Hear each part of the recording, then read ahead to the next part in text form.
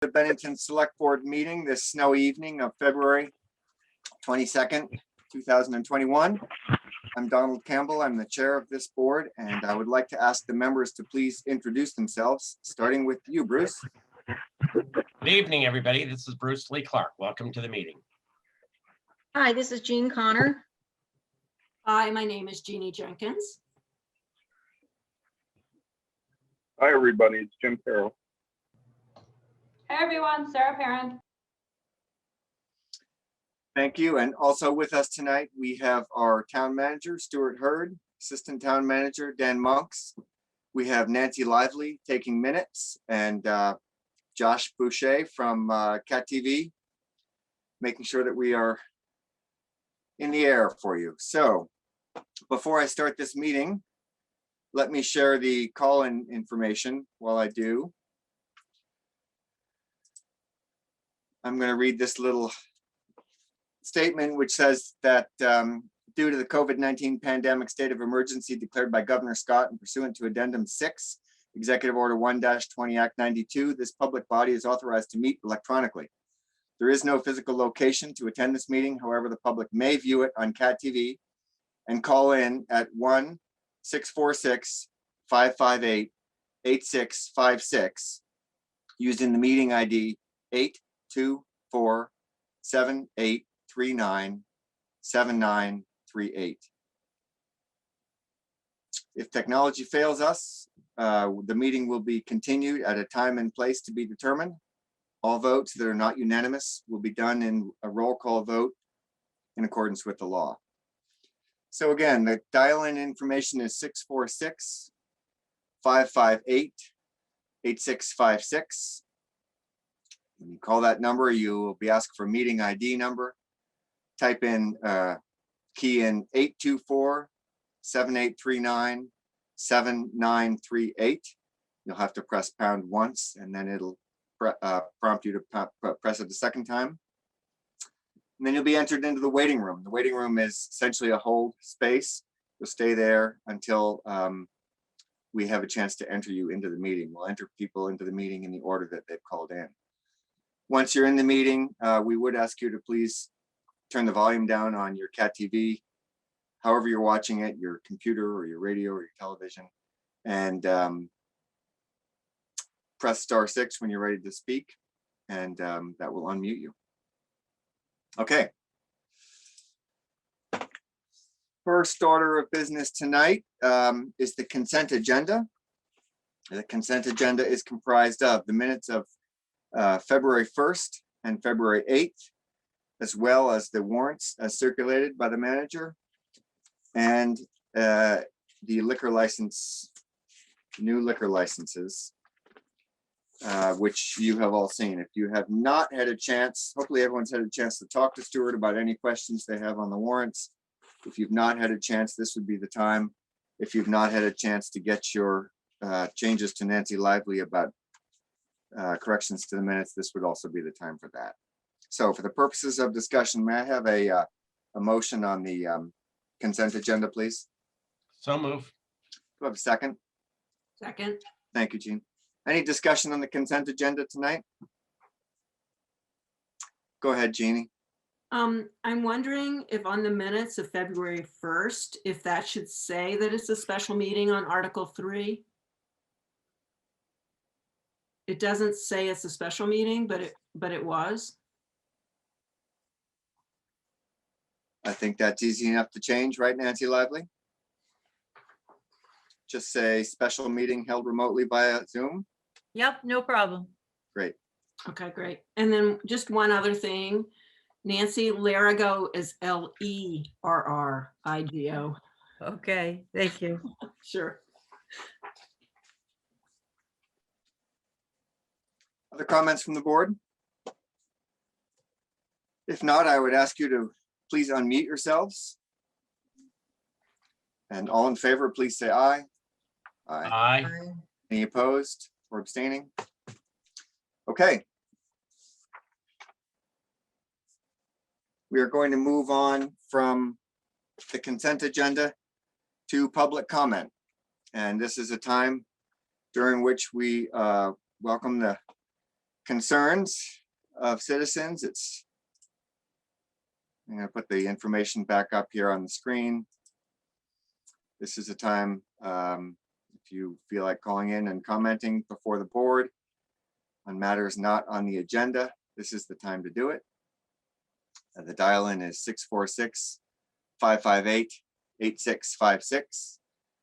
And the meeting ID is 824-7839-7938.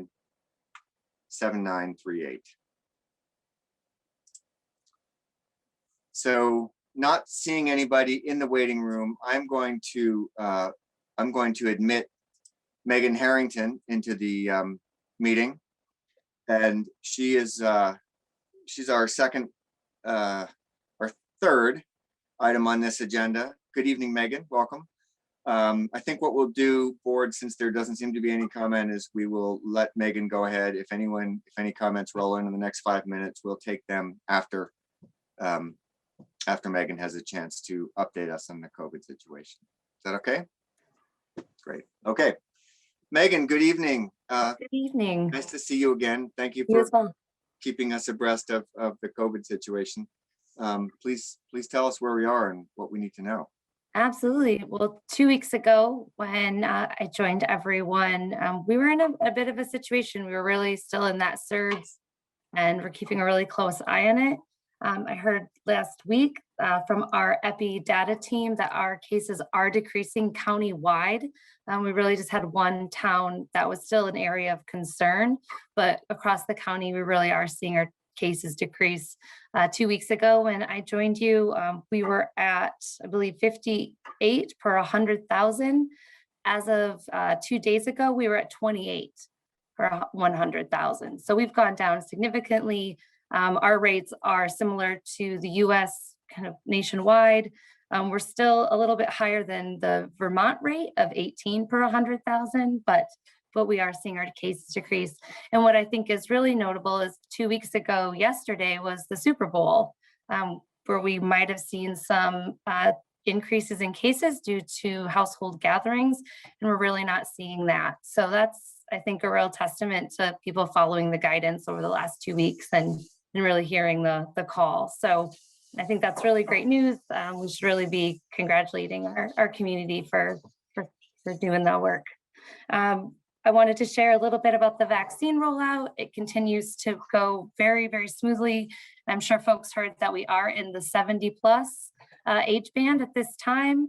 I'm sure folks also heard the numbers that 7,000 people made appointments within the first 15 minutes of that registration opening, which is a huge call volume. But the way that the registration process is working is that when the age bands open, there's actually an appointment for everyone within that age band.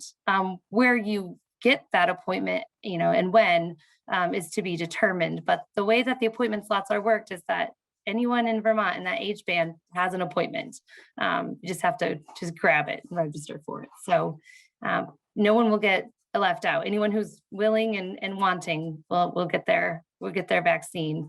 The way that the federal allocation is working, if it stays on track, we should see 65 plus open the first week of March, with high-risk medical conditions opening towards the end of March. So that's all dependent on supply and allocation, but every week we're getting a little bit more. And so if it stays on track, we should really see 65 plus and high-risk medical conditions by the end of March, which is great, great news.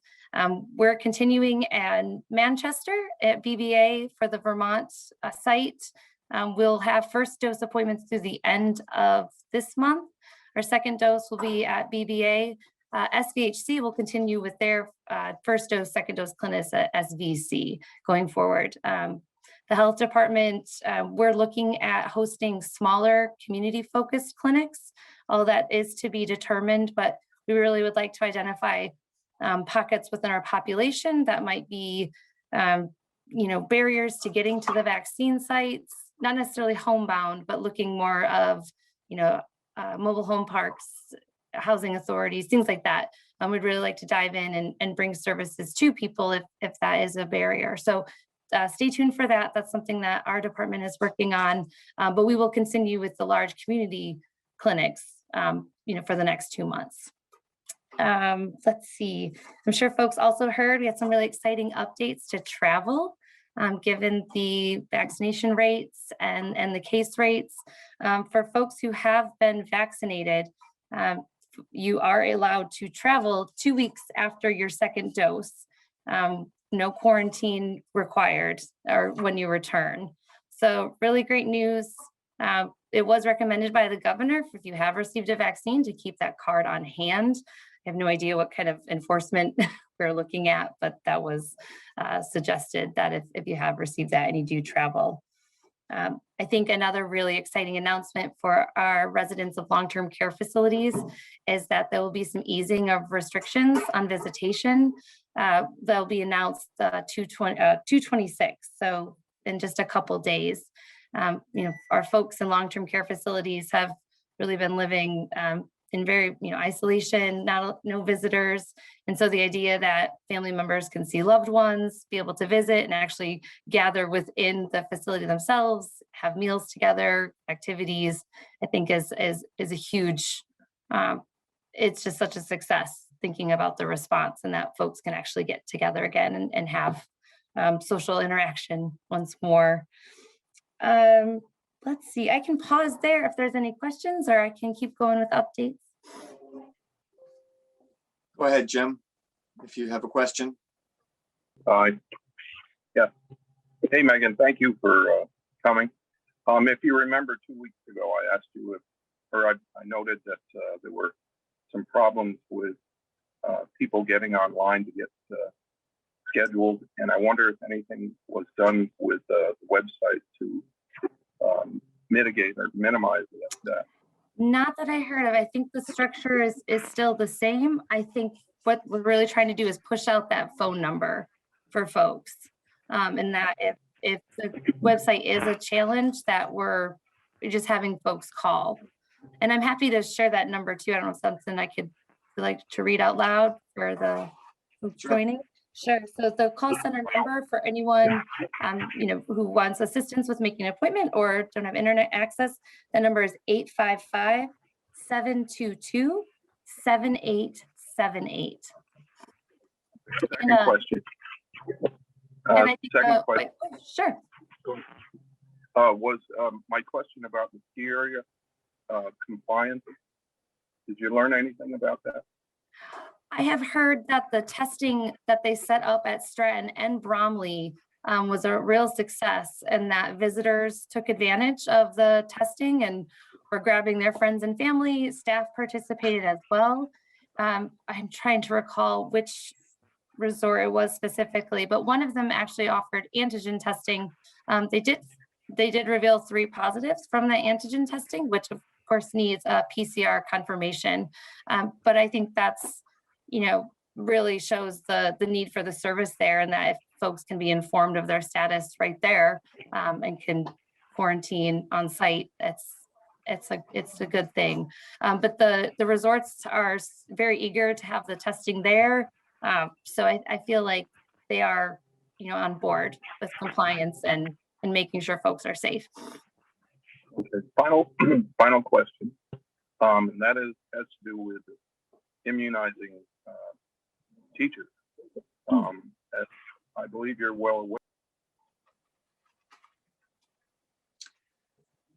Jim, your reception is particularly bad tonight. You've just accidentally muted yourself. If you can try again, please try to unmute yourself and see if you can get closer to the Wi-Fi receiver.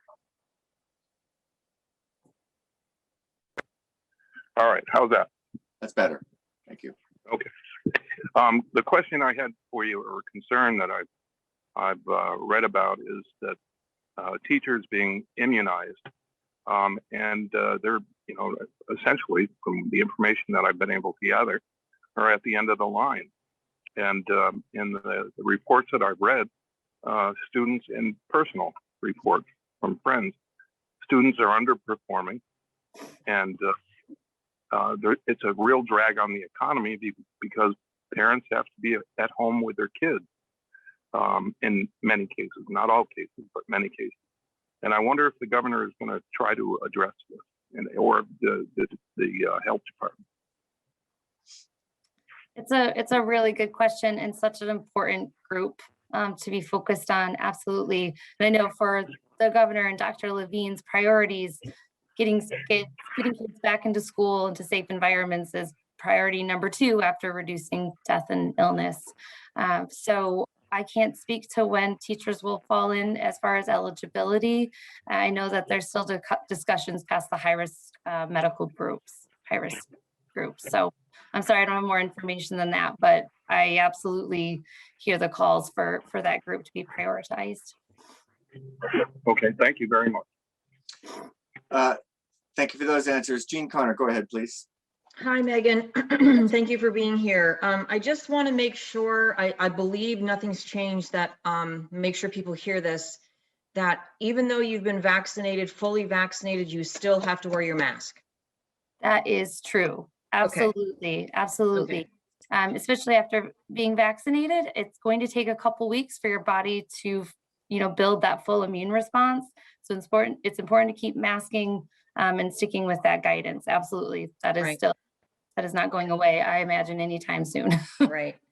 And the other thing I just was wondering, since our caseload is moving in the right direction, and that's fantastic news, and I hope it continues, is there any talk that you're hearing that they're going to start to shut down the pop-up testing sites yet? No, not at all. I've heard that those will continue as we need them. And we still have the National Guard doing, for larger events, if there's outbreak situations. So no, testing services will continue. Okay. Good question, Jean. Thanks. Sarah Perrin, go ahead, please. Hey, thanks for being here, Megan. I know you're super busy, especially now with everything going on still. So with the age band going down to 70 now, if somebody registers as over 75, where do they fall in line? Would they take precedent over the age band going down, or do they go back in queue, or is that up to the specific provider? Yeah, sorry, go ahead. No, that's a really, really good question. So with the overlapping age bands, at our clinics now, we might have someone who is 71 getting, in line in front of a 82-year-old. And it's really just the appointment slots that are open for that clinic. So everyone is kind of bunched together.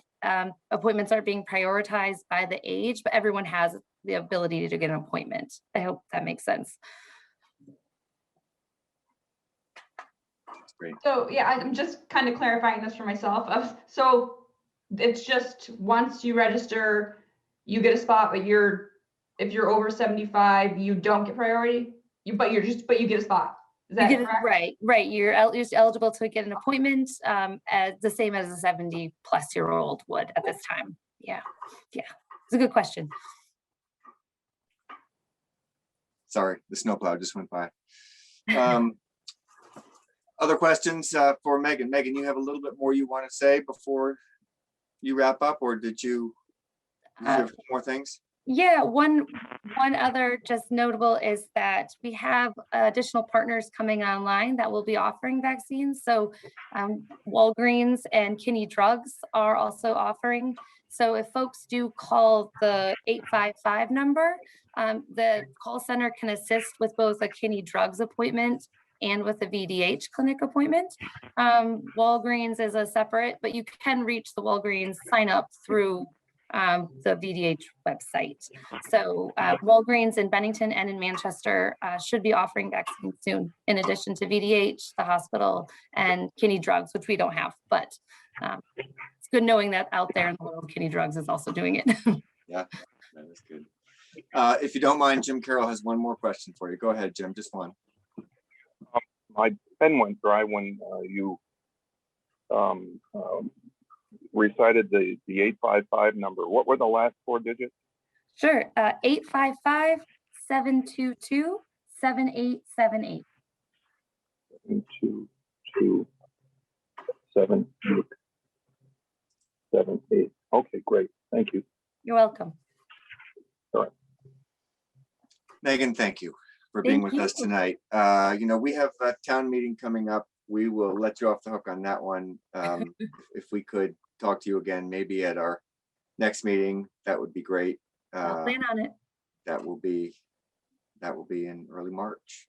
Great. All right. Thank you all so Hopefully, much. keep whatever you're doing, keep doing it. The numbers, we like the way the numbers are trending. So that's We're all good. doing great work. All right. Thank you so much. All right. Bye-bye. Thank you, Megan. I'll let you let yourself out. Thanks. Okay, so we have a couple callers, some regular callers who have been who called in during the time that Megan was there. So we'll let Nancy White in first. Nancy White, you are in the meeting. If you would press *6, please, that will unmute you, and you could tell us what's on your mind tonight. Hi. I have some concerns looking at the town budget, the town report, and the Y contract. The big concern, the first concern I have, in the town report this year, the same as last year, the Y provided us absolutely no information. Where are the statistics and the details for what people paid for memberships for summer camp, for the rec center, the birthday parties, the swim lessons? We have absolutely nothing for the hundreds of thousands of dollars people spent over the last 2 years. Why is that? Stuart, would you like to address that? I mean, I'm we sorry? talk about this a lot. Nancy, you know what? I tell you what. Why don't we get the full arc of your questions? You know, I don't like to do Q&A period here. So tell us what your other questions are, and we'll answer them all at once. Okay, that rec center is owned and paid for by the people of Bennington. When Tracy Knights ran it, she filled 1 or 2 pages in the town report so that we would know how much people were spending up there, and it would be broken down by categories. The Y has provided absolutely no information over the past 2 years. I mean, we have a right to know. That's the income that belongs to the town of Bennington. You also won't tell me where that money goes. Does it come back to the town budget, or does it go to the YMCA? Okay. Is there more to your question? I feel like we've answered this question a lot. Sure there is. Is there more Well, sure there you are asking tonight? Well, I'm a taxpayer. I have questions on the town budget we're voting on next week. Obviously, you don't want to explain it. I mean, I think that's not the case. That's not the case, Nancy. We have explained over and over again how the Y budget works with you. But I'll let Stuart take another pass at it and see if this is successful. Go ahead, Stuart. Well, we didn't ask the Y. The Y has presented statistics at select board meetings in their visits with the board, and just recently with the board as well. Those statistics were not included in the annual report. We didn't ask them to provide them for the annual report, and perhaps that is my fault because I wasn't looking for those statistics because they had been presented to the board at a public meeting. But in the future, Nancy, I take your concern to heart, and we'll make sure those statistics get in the annual report. And certainly, Nancy, never, as I've said to you before, never feel like you can't reach out to Stuart and ask for information. He usually has that information at his fingertips, and he's happy to provide it. Tom, this is information every person in Bennington has a right to know. Many people look at those town reports. I don't understand if Tracy Knights always provided that information for the amount of money you want us to pay the YMCA, close to $250,000 next year. We paid them $147,000 this year. Those statistics should have been in that town report. And I urge people listening, vote down that town budget. We need to find out where those hundreds of thousands of dollars are ending up, because we have a right to know. Thank you. Okay, thank you. Have a good evening. So I am going to enter Sam Restino into the meeting. Good evening, Sam. You are in the meeting. Please press *6 to unmute yourself. There you go. What's on your mind, Sam? Hello, Mr. Campbell. Can you hear me? Good evening. We can hear you. Yep. Okay, I'll be real quick. It just occurred to me, what's the update on the town highway garage on Willow Road, which is now Orchard Road?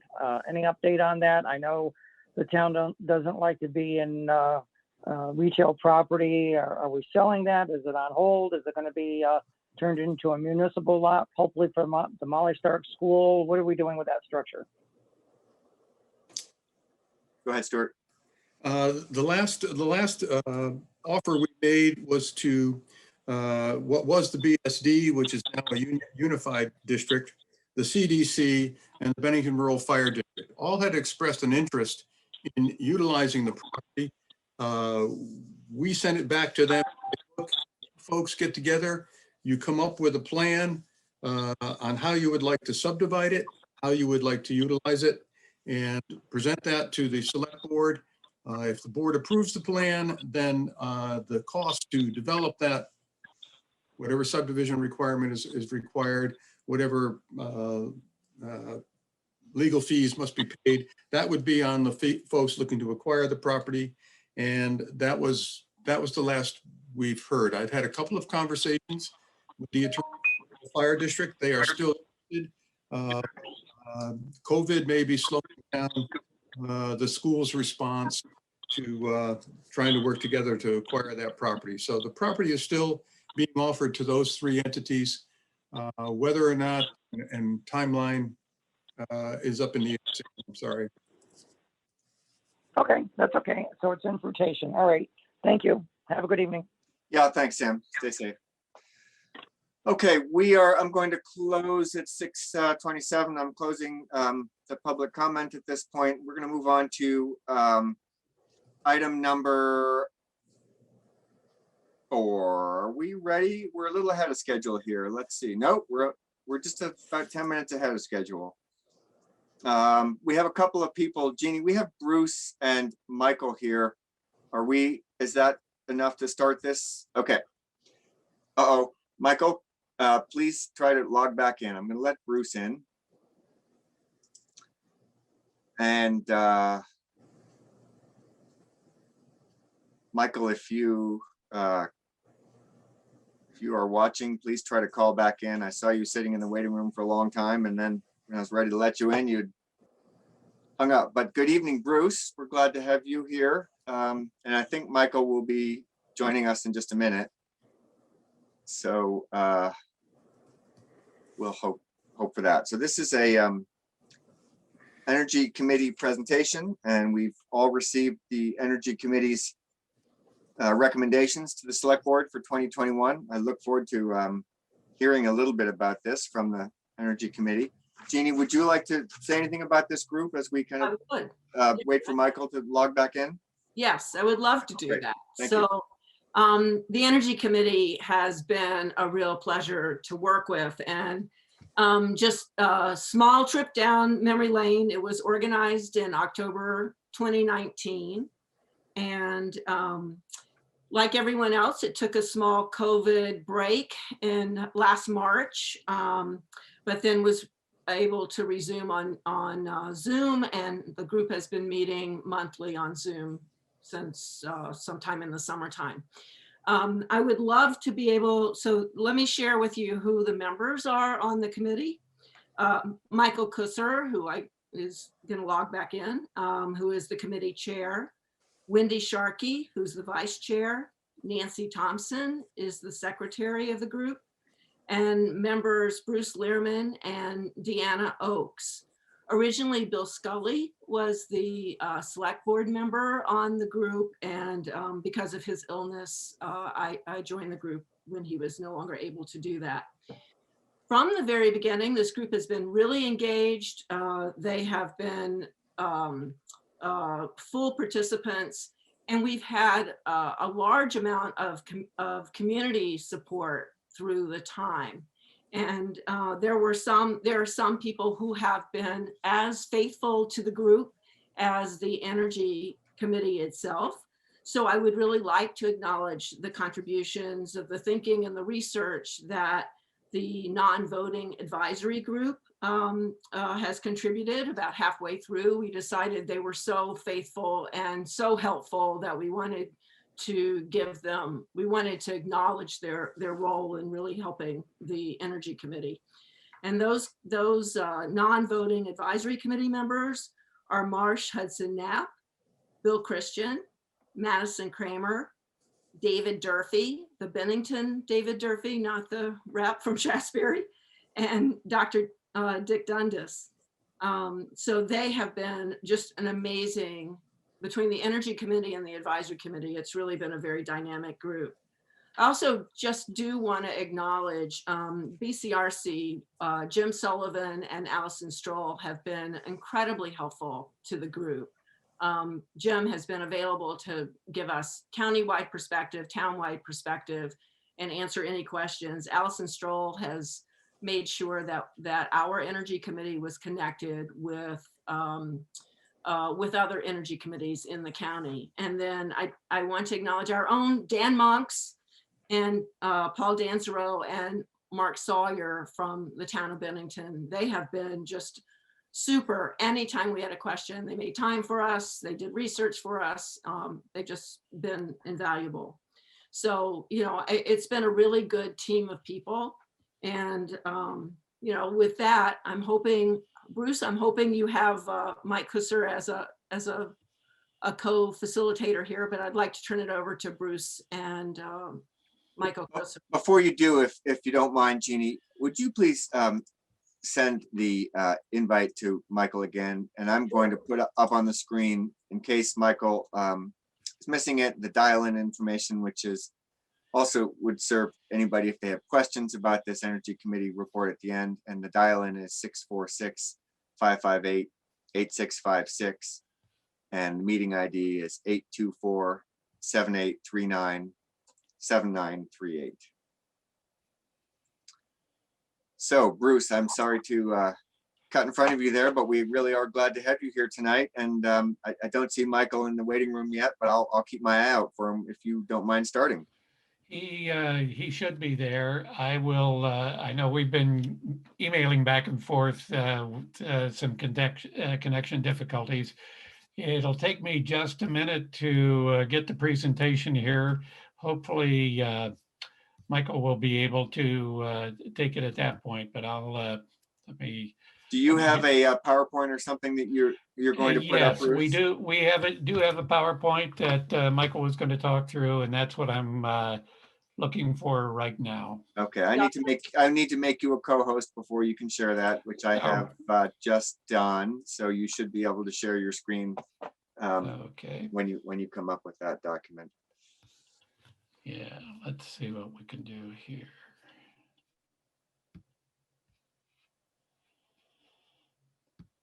While you're doing that, I will just sort of say I thought it was fun, board, to go through this. You know, Jeannie and I had met early with this group and asked for some sort of division between, of all the good ideas they were having, which ones could the town actually do something about, and which ones would the Energy Committee carry the water on, and which ones were something that other nonprofits could do.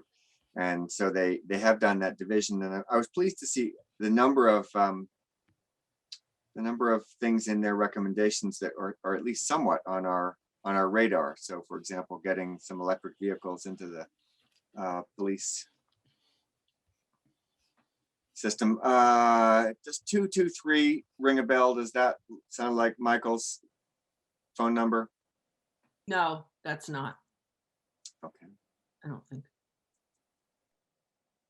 No, his will be a 681 exchange. Okay, I'll watch for it. I just looked at that on his email. I think I have this ready to go now. I'd really prefer that Michael do it if we could get him connected here, but I don't see any other messages from him. Just a second. You know, if with the board's permission, we could, if you would like, Bruce, we could, Jason Dolomech is on the line, and I could get Jason and Dan Monks to jump to the Franklin Lane conceptual design presentation, which will take about 15 minutes. That might give Michael a chance to log back in, and then you and he could take it up at that point. Would that be comfortable for you, Bruce? I think that'd be fine. I just did get another email from him telling me to go ahead if I could, but it sounds to me like that'd be a good idea, and that we may be able to get his presence in that 15 minutes or so. Okay. Otherwise, I am set up to do it, and I can go ahead at that time. Well, why don't we, board, with your permission, why don't we take a slight pivot? I'll just raise your hand if that's okay. Okay, so what we'll do is we'll go to item number 5, which is the Franklin Lane conceptual design. And we have Jason Dolomech with us, and Dan Monks. Would you like to, we'll do this for 10 or 15 minutes or so, and then we'll go back and do the energy presentation. Does that sound all right? Okay, great. Go ahead, Dan. Why don't you tell us, Sure. give us a little history here, please. So thanks. And we do plan to, our presentation, it should only take about 10 minutes. So just a little very quick background. You folks may recall, I know that Bruce will, because we chatted about it. We long ago identified Franklin Lane as a area that we would like to do some improvements to, and in particular, the area between the old Drysdale building and the building owned by David Buckley. And we were able to obtain some downtown transportation funds to help fund those improvements. And we hired the design firm of MSK engineers to help us through that process, design it, and get us to the construction phase. So I'm going to turn it over to Jason, who can discuss the work that's been done to date on this project. We're going to be, again, this project is focused on the alleyway between the Drysdale building and the building owned by Mr. Buckley. We do have future plans to improve the remainder of Franklin Lane, but again, this project is focused specifically on that area. And I'll let Jason talk about the work that his firm's done to date and where we're headed.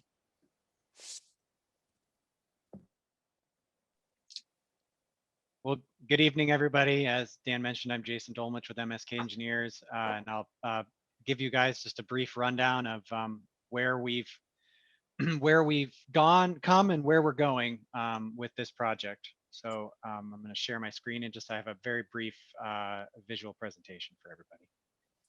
I would just like to, while you get that up, I'd like to say, Michael, thank you very much for persisting. I see you in the meeting. I've got your video turned off so we can focus on, we've done a quick pivot to the Franklin Lane thing. We'll get to the Energy Committee in just a few minutes, but thank you for persevering. So just to confirm, can everyone see my screen? We can. All right. So as Dan mentioned, this section of Franklin Lane, which is between the Drysdale and the Buckley building, is funded under the Downtown Transportation Fund, and with the specific goal of improving aesthetics and walkability of the street. And the project, the overall project goals was to work this street into what the Netherlands call a woonnerf, or a walking driving street. And it's to really, the purpose of these facilities are to create shared spaces for pedestrians and vehicles. And they're meant not as much as a separation, but as a combination of both, to essentially allow various forms of vehicular and pedestrian traffic. So these are just some of the typical activities that are used to increase interaction and community and traffic calming by having plantings, aiming for a human scale, and having varied ground patterns as well as road curvature. So these are some of the concepts that the design team used to conceptualize how to make an improvement on Franklin Lane. So for those of you who are very familiar with the downtown, this is the current status of Franklin Lane. It is a walking driving street, but as you can see, it's pretty visually impaired by some there's needs for traffic, some roadway improvements as the pavements are a bit broken up. There's currently no lighting on the street right now. There are waste bins for the Drysdale building that are really have no space for both J's and for the condo association there, and so they're sort of placed haphazardly. There's some parking that required, and then we're just looking to keep pedestrians safe and calm. So up to date, our work completed to date at this point we conducted a design charrette back in October where we received community design input, and we had 8 participants there for several hours talking about various goals for the area. At the same time, we completed an updated survey and existing conditions plan of the area to prepare for the design work. We also did some geotechnical testing and utility locating so that we can appropriately design a pavement section that will last for the site. Throughout the October through January, the design team and the town of Bennington by Shannon and Dan did a lot of work to reach out to the 2 adjoining landowners, and we received input from them as well and made some modifications to the concept plan to accommodate to accommodate needs and concerns. And then through up until now, we've been sort of modifying the design plans to accommodate those considerations. So here in the end is the final design concept. It is really broken down into improving the paving, where we have some aesthetic pavement improvements, as well as adding some visual interest along the street. There's a fair amount of time spent ensuring that we can accommodate the trash cans in a visually pleasing manner, as well as looking at various lighting options that could go along the Drysdale building street to improve lighting, as well as some visual signage. And I'll just cycle through some of these. We have some renderings for people so that they have a better idea. You can see here, I'll just point out this sort of pavement line here is actually where the right-of-way boundary is between this adjoining parcel to the south and the actual right-of-way of Franklin Lane. We had made an effort to secure an easement for work, and were unable to successfully do that. So we have modified the project at this point to accommodate to work entirely within the limits of the municipal right-of-way. And these are just some other visual renderings for people to look at. This obviously looking east. The prior one was looking west. And this one is also looking west. So, Jason, just to interrupt, just to make sure that folks understand, although there is different textures and colors of pavers, that is all at the same level. There's no relief across the alleyway. There's no curbing, et cetera. So just to make sure that folks understand that. thank you. That's a very good point.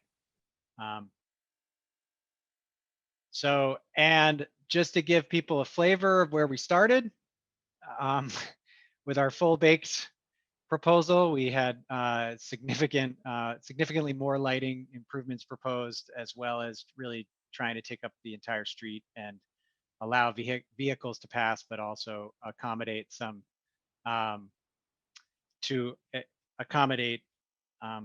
pedestrian activities in sort of a more significant manner. So maybe one day we'll be able to get here, but this is sort of where we started. And here's, I think just to follow up on that, I mean, obviously we do as a design team and as a staff believe there's a lot more potential for use of that alleyway or VNURF or shared street, whatever you want to call it.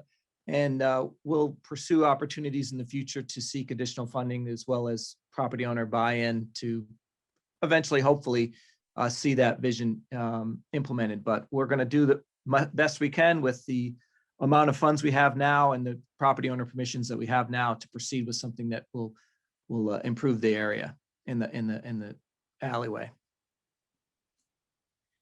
And going back to that other picture, there's a black wedge that shows up under the car. No, not that, keep going back, please, Jason. The black wedge, that black wedge is out, right? So the black wedge that's under the car is part of the adjacent landowner's property? Is that the problem? So do we have, right now, there's a great big pothole there. Will we have any ability to fill that pothole, or will that be completely on the adjacent landowner? You're muted, Dan. We don't have the ability to go on another property owner's property without their permission. It is our hope that once we get further along in this project, that the property owner will allow us to place pavers on his property all the way to his building. But if not, it is his property and he is responsible for the maintenance of it. Yes. Jason, was there more to your presentation, or may I? Oh, I was just gonna tell you where we're going. We have, Okay. we basically have to pull, now that we've got the, assuming the board approves the final concept plan, we'll complete final design documents, and this is gonna be a DPW and subcontractor constructed project. So we're gonna assist them with pricing this materials and coordinating with the subcontractors required to build this. And the goal will be to start this spring or summer construction season. Okay, thank you. Questions from the board? I see one hand from Bruce. Go ahead, please, Bruce. Yeah, Jason, I like the beginnings of this plan, and the lighting particularly. That's been an issue of mine, particularly regarding safety.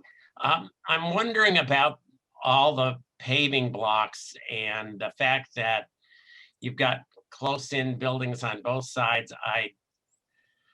I think I'm wondering about water runoff is really what I'm wondering about, and what plans have been made, if any, for runoff mitigation or absorption. You know, are these pavers essentially, will they absorb some of the runoff from the two buildings and the roofs of those two buildings, or what?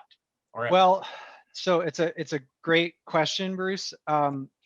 The one advantage to this area is there's not, both of these structures don't have a large amount of direct runoff. I mean, the Drysdale building in particular does not discharge to this section of Franklin Lane, so we don't have any direct rooftop runoff there. The same doesn't apply to the parcel to the south. There is some direct discharge from roofs there, but the short answer is we will design the grading in this location to appropriately convey water. I don't anticipate making a permeable pavement structure per se. It's kind of the way that I look at it is it's all pavement right now. It'll all be paved in the end. And my interest is, in this case, because we're going with a paver section, I want to make sure that paver section is robust and resilient so that it can be really, I'm mostly concerned about making sure that we're selecting materials that are salt tolerant and will be constructed in a manner that won't get picked up by plow trucks. So we aren't going to create a maintenance challenge for the DPW with respect to plowing this, but we will also be able to do something visually appealing. Thank you. And so since, yeah, I can stop there. No, that's fine. I do think it's important that the pavers are there just for the traffic slowdown, to give them a sense that this isn't an ordinary street. Thank you, Bruce. I have a couple of board hands here. I'm going to go first to Jeannie and then to Jean. Hi, Jason. I love the picture with the lights across the street. That's magical. Do the lights across the street go away because there isn't as much? Yes, I love it. Is it because we have less space to work with on the street that that kind of lighting went away, or? So Jeannie, I can answer that one. We can't do that lighting because we don't have permission from the southern property owner to use his property for this project. Got it. Okay. All right. That property also expressed extreme opposition to that type of lighting. Oh, well, okay. I personally think it's magical. And so the lighting that will be on Franklin Lane are the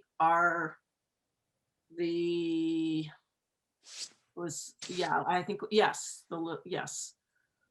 The lights that we see there. Okay. And And yeah. will that be sufficient light to completely illuminate the whole lane? So the answer is yes, we will make sure that there's adequate lighting for safety purposes. And although I also want to make sure that those fixtures, although we depict a fixture there, that may not be the absolute final design, but we will have fixtures because of the way LEDs are made these days. It's very easy to distribute the light evenly across the entire space. And we will make sure that happens. We're going to be very careful too, not to allow light to escape upwards, because we don't want to negatively impact those folks that live on the upper floors of both buildings to the north and the south. Okay. All right. But absolutely, lighting is one of the top priorities in this project, and we will make sure that we have sufficient lighting to make it feel very safe. Okay. Thank you. Good question. Jean Connor, go ahead, please. Hi, Jason. Two things. The Franklin Lane right now is only one way, when you get to that point. And I know that's going to stay. I'm assuming the signage, it will be there. It's not in the rendering, but I'm assuming there'll be a one-way sign so people don't enter. And what about, did you have to design it to accommodate fire trucks, or would they not have to get down that alleyway? Maybe they don't now. Maybe it's a non-issue. I was just thinking it's beautiful. It's absolutely beautiful. And my gosh, I love that other rendering as well, but oh well, it's almost painful that you showed it to us. Anyway. Well, I saved it for the end. Yeah. So to answer your question about fire truck accommodation or sort of large vehicle accommodation, where this plan does not change really the drivable width in any way. Really the only structure that's being constructed in the right of way at this point is screening for around the trash cans, right? We're just creating a refuse corral, and that distance is approximately the same width as the Bilko doors that go in, that access the basement for the Drysdale. So widths, we didn't actually do any kind of vehicle analysis because we really didn't feel like we were changing any conditions to see whether we were restricting accommodation. But it's a great question. And the one-way sign will remain? Yes, the one-way sign will remain. Yes. Other questions from the board? So it strikes me that this is not all we hoped it would be, but we need to do something there. It's kind of a blight right now. This looks to me like what you're trying to do is do the best we can with what we've got. And I think that what's being asked of us tonight is not, are we making a final yes and no decision on this, but should we ask them to move forward to the costing part of this? And at that point, we would make the final decision. Is that right, Dan? So Donald, actually, what we're asking for you tonight is to authorize us to proceed to final design and construction. We already have secured the funds. We already have the funds budgeted. So we need to know, can we get this thing built or not? Based on, Okay. Are you happy with this concept? It will not change significantly. Like I said, we're hopeful that we'll be able to get permission from the property owner to continue the pavers to the southern building. That's not going to change. That'll just make it better, not really change significantly. Obviously, we have details like exactly the fixture we're going to use for lighting and exactly the pavement, the pavers we're going to use, what exact colors and textures and those sorts of things. But those will all be in the final design. So we're asking you folks to authorize the staff and the design team to proceed to construction. Okay. So as long as there's there's no further funding requests coming in at this point. It sounds like you're talking about it being fully funded. Okay. No, we will not So- spend more funds than have been allocated. Okay, that's great. Bruce, I see you have a hand up. Then there are two people in the waiting room, caller ending in 223 and caller ending in 840. I don't know if they were here to comment on Franklin Lane or the Energy Committee. So I will be admitting 223 and then 840 into the meeting in just a minute after your comment. Go ahead, Bruce. I was just gonna make a motion, so if you want to wait for that, or if you want it on the floor, that's fine, either way. Why don't we wait? Sure. And I'll admit these callers and see if they have comments, and then I will gladly accept your motion. So caller ending in 223, I've entered you into the Bennington Select Board meeting, and I don't know if you had called in to comment on the Franklin Lane conceptual design or the Energy Committee presentation, but either way, if you press *6, that will unmute you, and we can hear what you have on your mind. So caller ending in 223, you are in the meeting. Please press *6 and you will be unmuted. There you go. So we're talking about the Franklin Lane conceptual design right now. Do you have comments about that, or did you have comments about the Energy Committee? The Energy Committee, Donald, but I'll also just say that the Franklin Lane looks beautiful. So like Okay. Jeannie, I will love those lights. Oh, great. Okay. Tell you what, I'm just going to mute you. I'm not going to kick you out of the meeting for fear that we'll lose you like we did Michael. So I'll just mute you and keep you in the meeting for now, if that's all right. Caller ending in 840, Sam Restino, you are back in the meeting. We're talking about Franklin Lane conceptual design right now. What's your comment, Sam? Yes, I have two questions. One, with the cement pavers, how much weight will these take?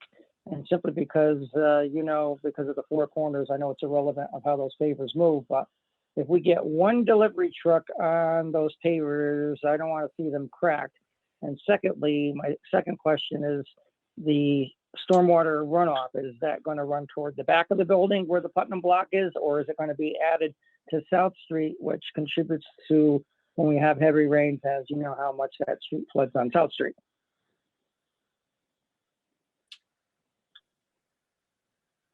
Jason. So, I'm happy so to that. answer your question on the cement pavers, the pavement section will be designed to accommodate vehicular traffic. So Okay, how much weight? I mean, are you going to dig down to the sub base so this way those pavers don't move, or what? Mother Nature likes to move pavers, as we know. That's true, and which is why we did some additional geotechnical testing to determine what the subbase was, so that we could come up with a solution that would create a pavement section that would not move pavers. So the intent, there are plenty of H20 loaded pavers that can accommodate vehicular traffic, and the pavement section will be designed to limit really the frost heaving that happens, the freeze-thaw cycle.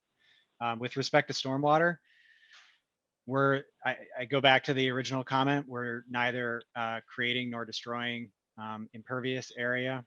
So, and right now I believe that Franklin Lane largely discharges to South Street in this particular location, and I would expect it to do the same. We're very limited in how much grading we can actually do in that region because of the proximity of the existing structures. Right. Well, it's a plus no matter what you do. I bid you a good evening. Thank you, Sam. Have a good evening. Sarah Perrin, I see you have your hand up. Go ahead, please. Yeah, I just had a couple of questions and comments. I love it. I think it looks great. I wish that the initial project could go through. I think that would be great for businesses. I think we all wish that could go through. But regardless, so I like that you're conscious of the lighting. I just wondered if that was going to be 24-hour lighting, motion lighting, what type. I think the tenants, I think they're going to be really appreciative that you're conscious of that as well. And also with the pavers possibly being one phase or two phase, how will that affect the replacement cost? Or is that just one paver or two pavers at a time anyhow? Dan, do you want to answer the question? I'm assuming that the lighting is going to be for is going to be on the same schedule as the street lighting. Is that right? Yes, it'll be photosensitive. It'll come on at night and it will be designed so that it will not negatively impact the upper stories. We've already been in discussions with the condo owners, and the ones we've heard of are very, very happy that we're going to take that very unattractive alleyway and turn it into something that doesn't seem quite so scary. So, but the lighting is definitely a very high priority for us, and it will be photosensitive, so it will be on it'll be on the same schedule as the street lights. And so to answer your question about pavers, they are modular sections. So if there is any breakage or cracking, they can be popped out and replaced. So they, you know, my main concern with pavers is that we design them in a manner that they don't have a significant freeze thaw heaving cycle, so that we don't end up picking them up with plow trucks. But pavers are pavers, and you know they will require some maintenance, just like regular asphalt. I guess my question was, if they go in 2 phases, will that affect the replacement cost? Hoping 2 phases, I guess, being optimistic on that. Right. Our interest will be to, I think, I don't know, Dan, do you want to answer the question on the phasing? Our desire would be to do the paving for the entire extent. But if for some reason we can get some further cooperation to go full width with pavers, then I think we'd happily extend that out when we can. I think the short answer is, Sarah, we're either going to do it this year all together, or we'll have to decide whether next year we can do a second phase. But again, it's going to be all at once this year, to whatever extent we get permission to do it. And then it'll be to be determined in future years whether or not we are able to do a quote unquote second phase. But we're going to have a cutoff date where either we're going to get approval or we're not, and then we have to bid the project out and get the project done. So. So we should wrap this up. I just want to be clear that that we're not what I said, that we would be looking for an approval to actually move forward with this and improve Franklin Lane. So I don't know if the board has opinions on this, but if there are any opinions, I would certainly look for a motion at this time. I would move that we authorize MSK and the town to move forward to final conceptual documents and construction. And I would second that. Thank you, Bruce. Thank you, Sarah. Any further discussion from just the board at this point? If not, I will ask you all to Great unmute yourselves. improvement of a really lousy space in town, and so I'd be in favor of this. Okay, great. Sorry, Bruce, I may have cut you off a little bit there. I didn't hear you coming in. I think we're ready to vote on this question. If so, board members, please unmute yourselves. And all in favor, please say aye. Aye. Aye. Any opposed or abstaining? Okay. Thank you, everyone. Jason, MSK, thank you very much. Dan, thank you. We got to get that Franklin Lane picked up. That's a big part of getting our downtown straightened out. So thank you for your efforts on that. Great. Appreciate Thank that. you all. Have a great evening. Yep. We'll talk to you later. We'll let you let yourself out. Okay. So Energy Committee people, yay. All right. I am now going to ask you to start your videos, and we will welcome back to the meeting Michael and Bruce. And so Jeannie did a little bit of an introduction, but I wonder if I'm not quite sure how you want to take it from here. I know you have a presentation to make. I think Bruce, are you prepared to put that up, or shall I make Michael a co-host at this point? Bruce is muted. Michael, are you? I can do that if you like. Let me make you a co-host, and then you can put it up if you'd like. Okay, you should be all set to share your screen if you like.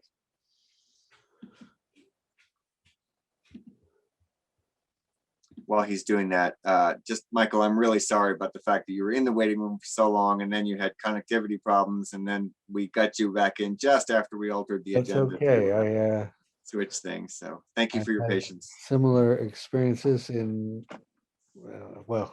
anyway, that's fine. And thank you for fixing Franklin Lane, because I sort of dashed through there in daylight hours just because I don't want to get caught while there's traffic coming through. Yeah, my name is Michael Kuser. I am the chair of your Energy Committee, the Town Energy Committee. And take this opportunity to thank your vice chair, Jeannie Jenkins, for support and guidance and help over the past year and a half as we tried to fulfill the mission set out for us, which was to take the comprehensive list of 47 recommendations in the town plan and sort of narrow it down and see what we could make sense out of it. Something more manageable. And overall, we thought the town, or think the town, has done excellent work in energy reduction. And we just had some and efficiency programs for municipal buildings in particular. And we had some specific recommendations. We really wanted the town to allocate money for new EV charging stations at the Reg Center and at Four Corners North, and use this information in marketing materials. We think it makes the town attractive to in marketing, and explore purchasing the most energy efficient vehicles for municipal needs, and to work with the Green Mountain Community Network to promote use of public transport. And there was a lot of talk, and Bruce could probably talk a little more on this, updating the town of Bennington Article 6 on housing, building, and life safety ordinance to include the new state energy standards with a focus on improving compliance, and require buildings to be inspected prior to drywall going up to ensure applicable energy standards are met, and provide a contractor package addressing the benefits of high efficiency structures on the town website, etc. For our purpose, the Energy Committee, we want to continue to exist. We think it's useful to have an Energy Committee. We recommend the town keep it, and we should publicize ways for local residents to improve their lives and save money by reducing their use of energy, especially fossil fuels. I know I myself just this fall insulated my house with a big, huge slice of money from Efficiency Vermont. Like out of $6,500 bill total, they paid $5,200. And I'm spending a lot less on fuel oil. I have a snugger, more comfortable home, and I'm polluting the planet less, and it's to everyone's benefit. We will work with realtors. We recommend that we continue to do so. Work with realtors and building suppliers to distribute energy efficiency information similar to that contractor package we talked about. And work collaboratively with the Planning Commission and promote weatherization. And we're well on our way with that, because there's something called window dressers. And we're going to be putting on workshops next fall in the South Shire and the North Shire to help people get, I forget what they cost, like $30 or so, or $40 to get a window. I need one right on my house. So in fact, right in front of my desk here, I have an old 100-year-old house with ill-fitting old storm windows from 100 years ago, and could use some updating on just a couple of them. And to work with the BCRC and other energy committees, which we're doing. We're working with other energy committees to write articles and put them in the Banner and other wherever around the county. And to work with partner agencies also, as you see listed there, Efficiency Vermont, etc. And we made a nice little easy to read PowerPoint presentation with pretty pictures of your very own charging stations. And Michael, I would ask you to just pause on that summary page if you would for a second, because it winnows down the report nicely. I mean, you pulled 4 out Oh. of the 9 recommendations. You kind of summarized by pulling 4 recommendations out here. Yes, I And- say, this is where I would like to just share the load and switch to let Bruce talk a little bit on these slides, and I can move them along. So Bruce, if you can unmute yourself and join in.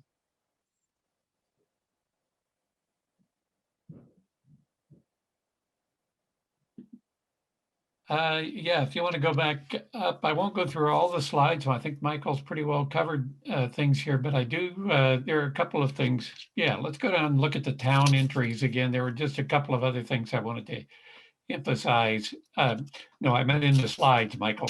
Just go to the next slide. Down here in the PowerPoint. Yes. Oh, okay. I'm sorry. I misunderstood That's you. all right. Yeah. As you say, and Michael's already emphasized that the town, we spent about 6 months looking at the town's energy use and what the efforts they were making. And frankly, it's very impressive. The town is doing good work. And I think most importantly, the people who are in key positions in the town administration are very much attuned to energy use and the need to improve it. So I think that's very good. And Michael, of course, mentioned that we have the new residential and commercial building energy standards being applied by the state. The real challenge to local level, of course, is enforcement for those. And we have a lot of limited tool set to enforce, but we're working with the buildings and grounds people to try to get word about these energy standards and the benefits of tighter energy construction to contractors earlier on in the process of planning developments and new buildings. So if you go on down, I'll just summarize a couple of things in the energy group. Michael's mentioned certainly we find a role for the Energy Committee is a lot of it is going to be in outreach and public education. And so that's really where our focus is going to be. You'll be hearing a lot more about window dressers over the next year. We'll be running the workshop in the fall, but we'll be working all year to sign people up, let them know what the advantage of these window inserts are, and to help them with that. In the energy usage data, there is within the Energy Action Network at the state level, something called the Energy Atlas, which town by town shows how the community, what the community is doing toward energy conservation and improved energy use. We're planning to use that sort of as a dashboard for our efforts as time goes on, because it's really quite a thorough way of assessing what progress you're making in energy conservation and in climate-related issues. So I wanted to emphasize that it's a wonderful tool, and you'll be seeing more of that as time goes on. If you go down to the next one, Michael, I'll look at that for just a second. The partner agencies, I think there are several levels at which we're engaging partners. On a county level, there's Brock and NeighborWorks. On the state level, of course, there's Efficiency Vermont, which the town has already made a great deal of use of, and the Energy Climate Action Network.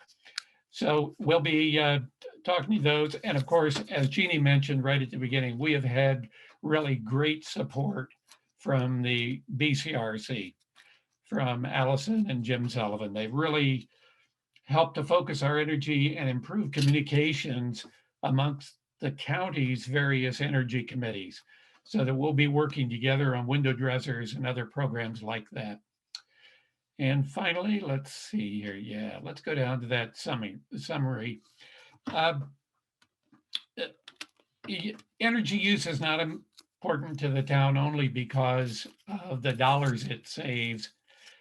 As we found out in COVID worldwide, we've become healthier by the reduced use of fossil fuels, and there are documented studies to show this. Bennington, it's often said, well, we can't make any significant impact. We can make a lot of impact on the local air quality here by the way energy is created and used. We can also keep energy dollars local. Right now, estimates are around $2 billion goes out of our state economy every year to buy fossil fuels, which we produce none. So it's a net loss to our economy, whereas development of renewables, of course, creates jobs and local economy funds. And of course, in the long run, we're all seeing practically on a daily basis now the impacts of climate change and how unpredictable it can make our future if we don't act to mitigate it now. So certainly, I think everyone on the Energy Committee is deep down motivated by this goal. So I could mention the 3 climate emergencies we've had in the state of Vermont in 2019, where federal funds were required to help us recover. And of course, we all remember Irene. The question is not that the planet is getting warmer so much as it's getting less predictable and less stable. And that's something that our energy use can affect. So with that, let me ask for questions and see if there are any questions I brought to your mind that we can answer for you. That's great. Bruce and Michael, thank you very much. Bruce, I just want to get clear on that kind of eye-popping statistic. $2 billion a year leaves the state for heating or in fossil fuels total?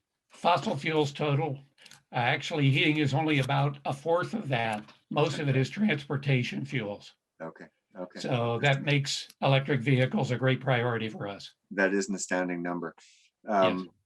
So, I'm particularly pleased with this, with your work here. I really find it useful, and I think that's the kind of thing that will help the town get off top dead center. One of the problems with town plans is that they do tend to be sort of a kitchen sink situation where you load everything in that you'd like to try to do, and there's really not a lot of there's some prioritization. We do in our town plans, we do highlights, but nevertheless, to have you folks take a year to really year plus to really take a good look at this is super helpful.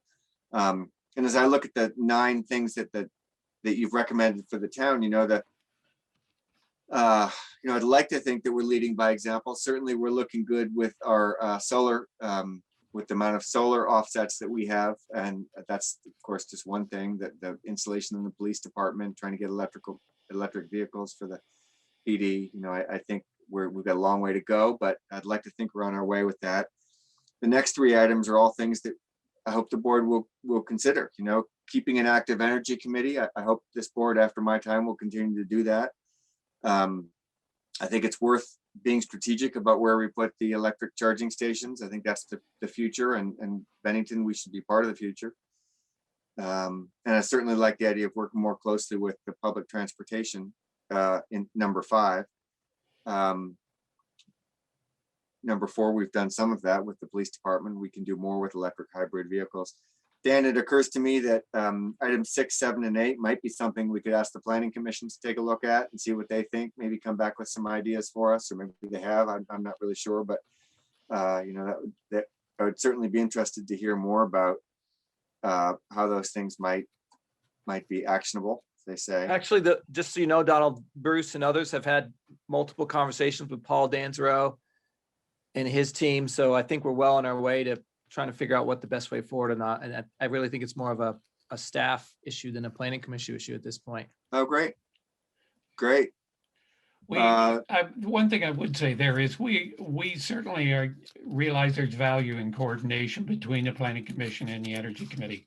So we'll be trying to maintain closer contacts than perhaps we've had in the past, or, just we're in a formative stage, and hopefully we'll be able to cooperate more in some of those things in the future. That's great. And of course, the planning commission is piloting some form-based stuff in our downtown area. So, there's a little bit of a check mark on that too. So it is encouraging to see both that we're kind of hitting some of the highlights that are identified in our town plan, which is our guiding document for our community. But also to have you highlight areas where we could put some more work in is super helpful to me. I hope it's helpful to others. Jean, you have a hand up, and go ahead, ask your question or make your comment, please. Yeah, I just have a couple things. First of all, thank you for all the hard work that you've done. It's really really quite amazing to see it all on these couple pages in your presentation. And, you know, we hear a lot about what the town's been doing, but I don't think any of us, other than Jeannie and maybe Donald, have taken a deep dive to know that that's actually true, that the town really is doing a good job. So that's really great to hear. I'm curious about, and this is, I don't mean to nitpick, I'm just curious, where is the charging stations at Four Corners North? Is it in the gas station? Like, where would they be located at that location? That, you know, that's certainly there isn't a station there now. We're just suggesting that that is a location that would expand the use of electric vehicles. Anecdotally, I'd like to mention that, you know, people say, well, charging stations really aren't so important because people don't charge, you know, for 4 hours at a charging station, they charge at home. But I'd like to tell you that as an electric vehicle owner, it's very nice to go downtown, plug my car in for an hour while I do business in the downtown area. I think we often miss the fact that these charging stations are a stimulus to local business. And so that's why we mentioned Four Corners North as a possibility and the mill perhaps.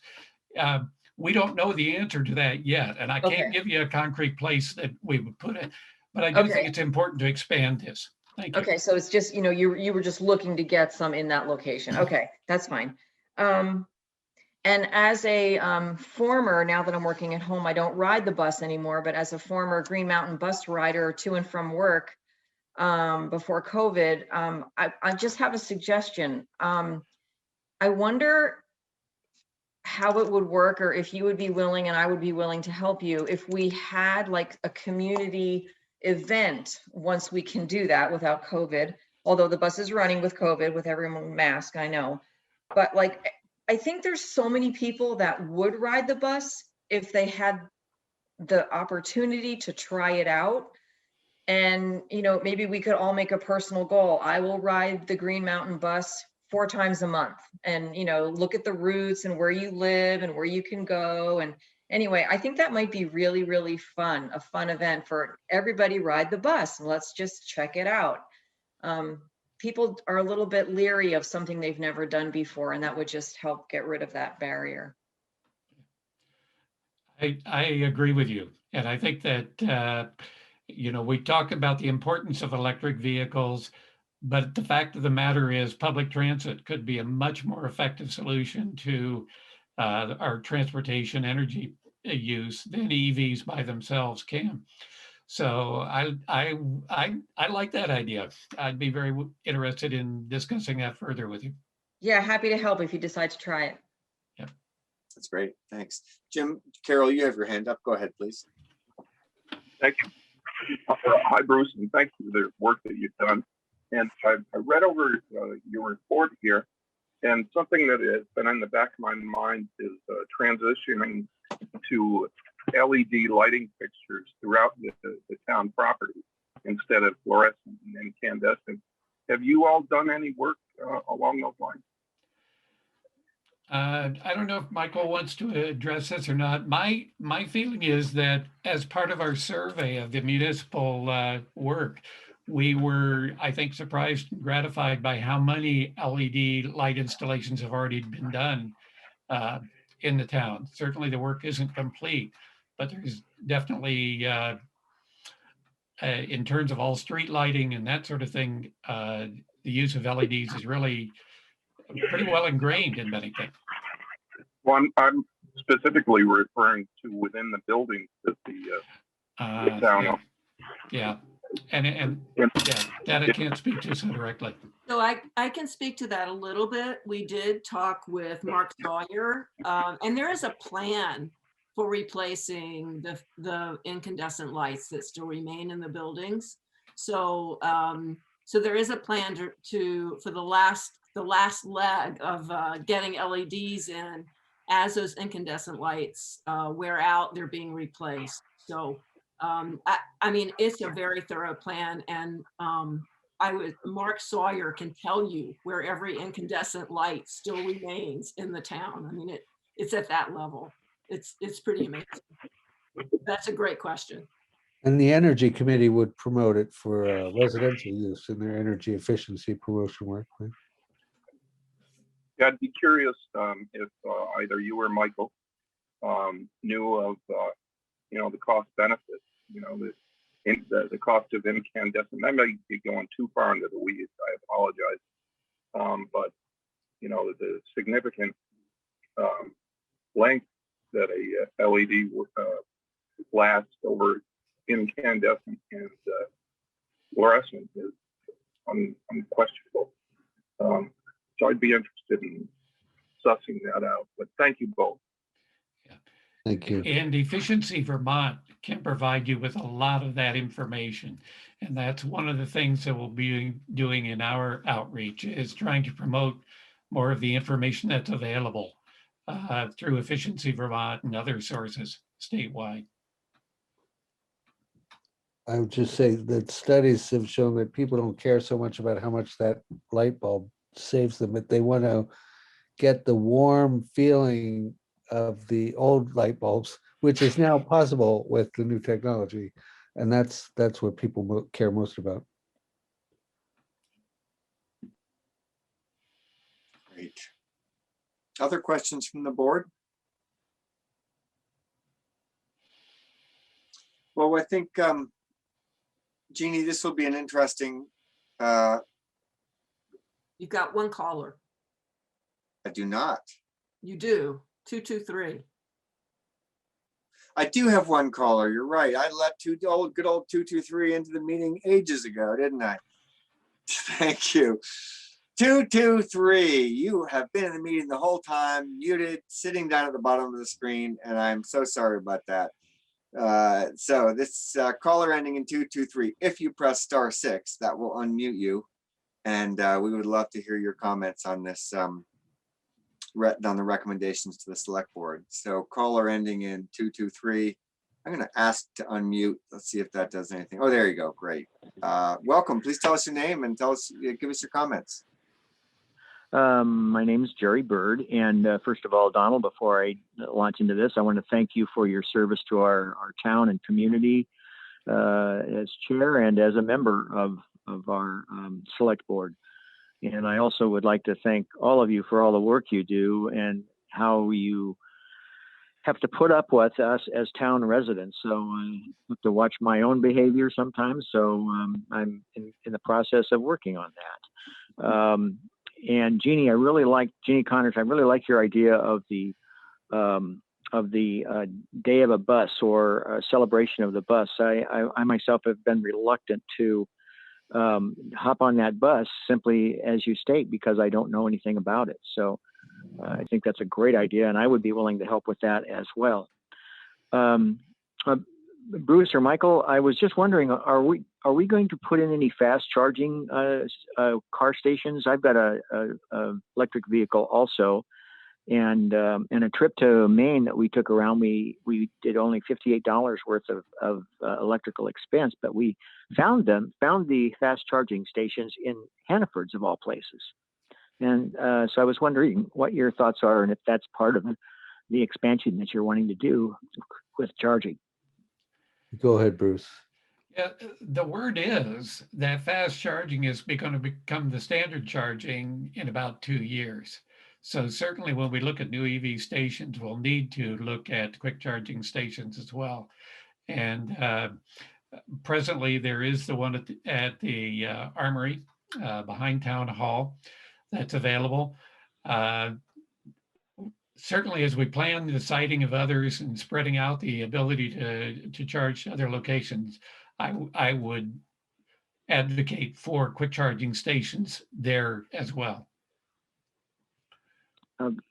Great, Bruce, and I really want to applaud the select board for, shall we say, instituting the energy committee and so forth, and all the work that it's been done and tried to do, even from the problems that have been beset by various solar companies coming in. But so thank you all for all your work. And I was just talking to Linda Putney the other day about how when she first started the Energy Committee several years ago, how she had talked about some of these very same things that are being put forward now. So, so I'm excited to see us as a community go forward. So thank you so much for all your work, everybody. Great comments, Jerry. Thank you very much for joining us this evening. Sorry, I let you languish at the bottom of the screen there.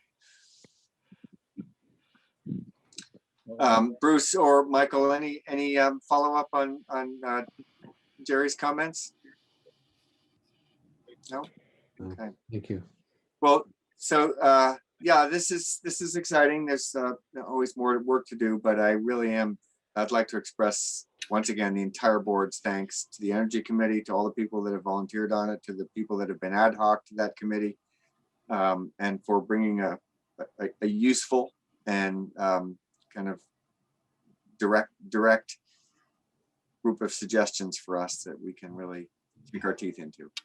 So thank you very much. Unless there's anything else from the Energy Committee at this point, I think I will leave it to the next board. So when the next board seats, they can have a conversation about continuing to extend the Energy Committee, and I hope that will happen.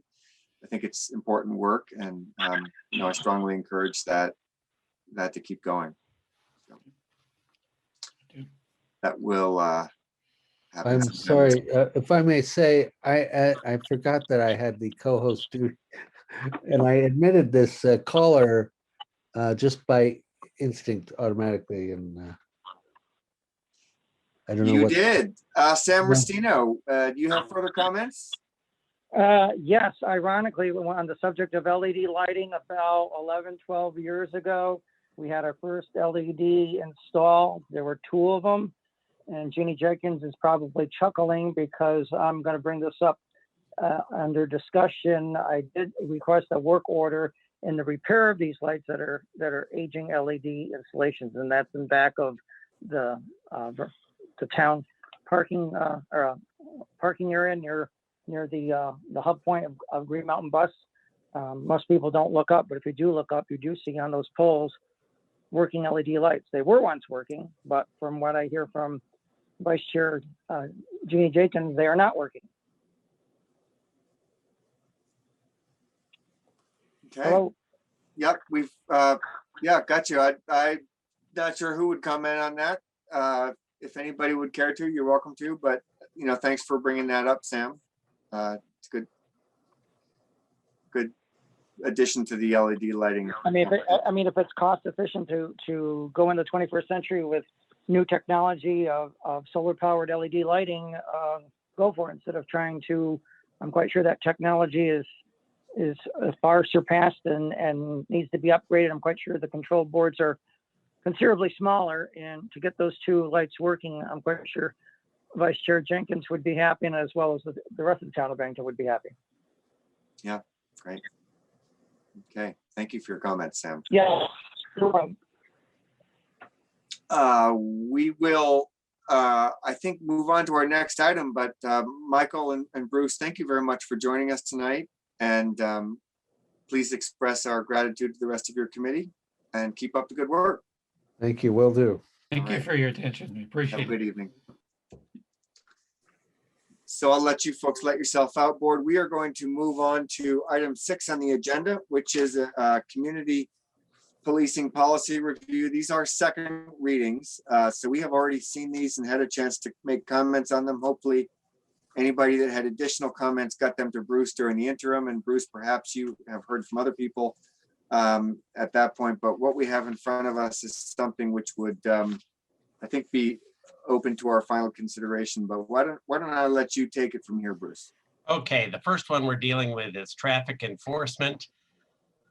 And I want to thank, in addition to Dan Monks and Dan Ferrara, Robert Ebert, Carol Lusa, and Lon McClintock for their work on this. And yes, there have been some changes, even from the documents that you have. There are some changes as of this afternoon after a phone conversation with the chief. And so let's start with, this is going to be relatively simple. They're not big changes with the exception of the elimination of the whole section on automated license plate readers. He thought he had told me. I don't remember any such conversation. Anyway, the state is no longer using automated license plate readers. That technology is gone, so that section is gone. How's that? So all of section 3, A, B, All and of C. section 3, which starts on page 3, line 16, and goes to the bottom of page 3. I am so glad we didn't implement that policy only to find out that that is no longer relevant. Thank you for that. In as much as, you know, if they somehow, for some reason, and I don't think this is going to happen, reinstate automated, they'll have to come back for a policy.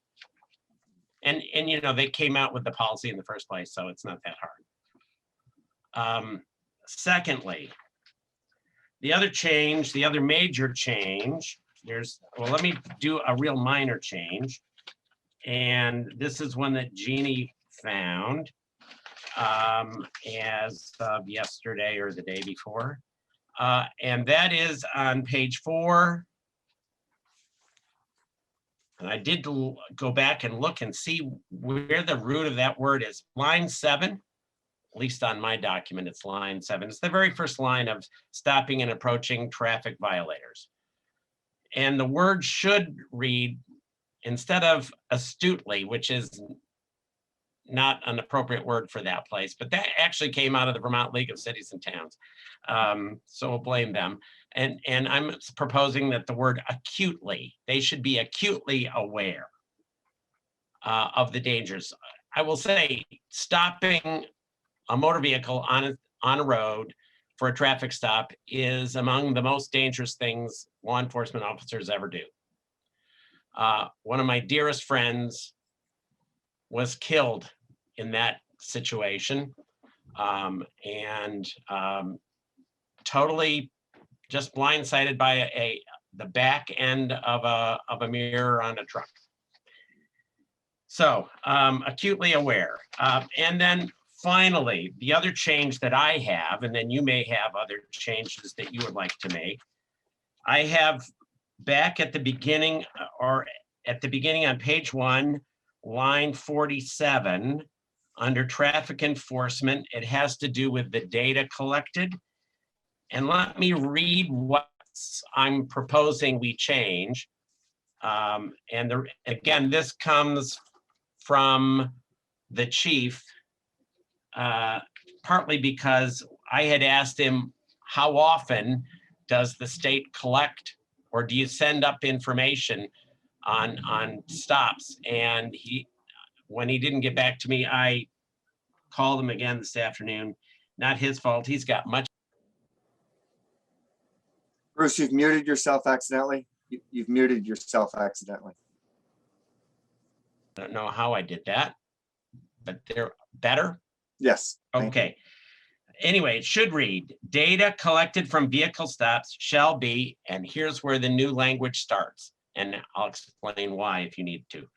Audited quarterly by the BPD administrative staff in preparation for annual upload by, then it goes on, the state of Vermont Department of Public Safety. So they actually only upload once a year. And actually they only upload at the current rate, they only upload once a year, about 9 months after the end of the year. So sometime in early September, they'll upload 2020.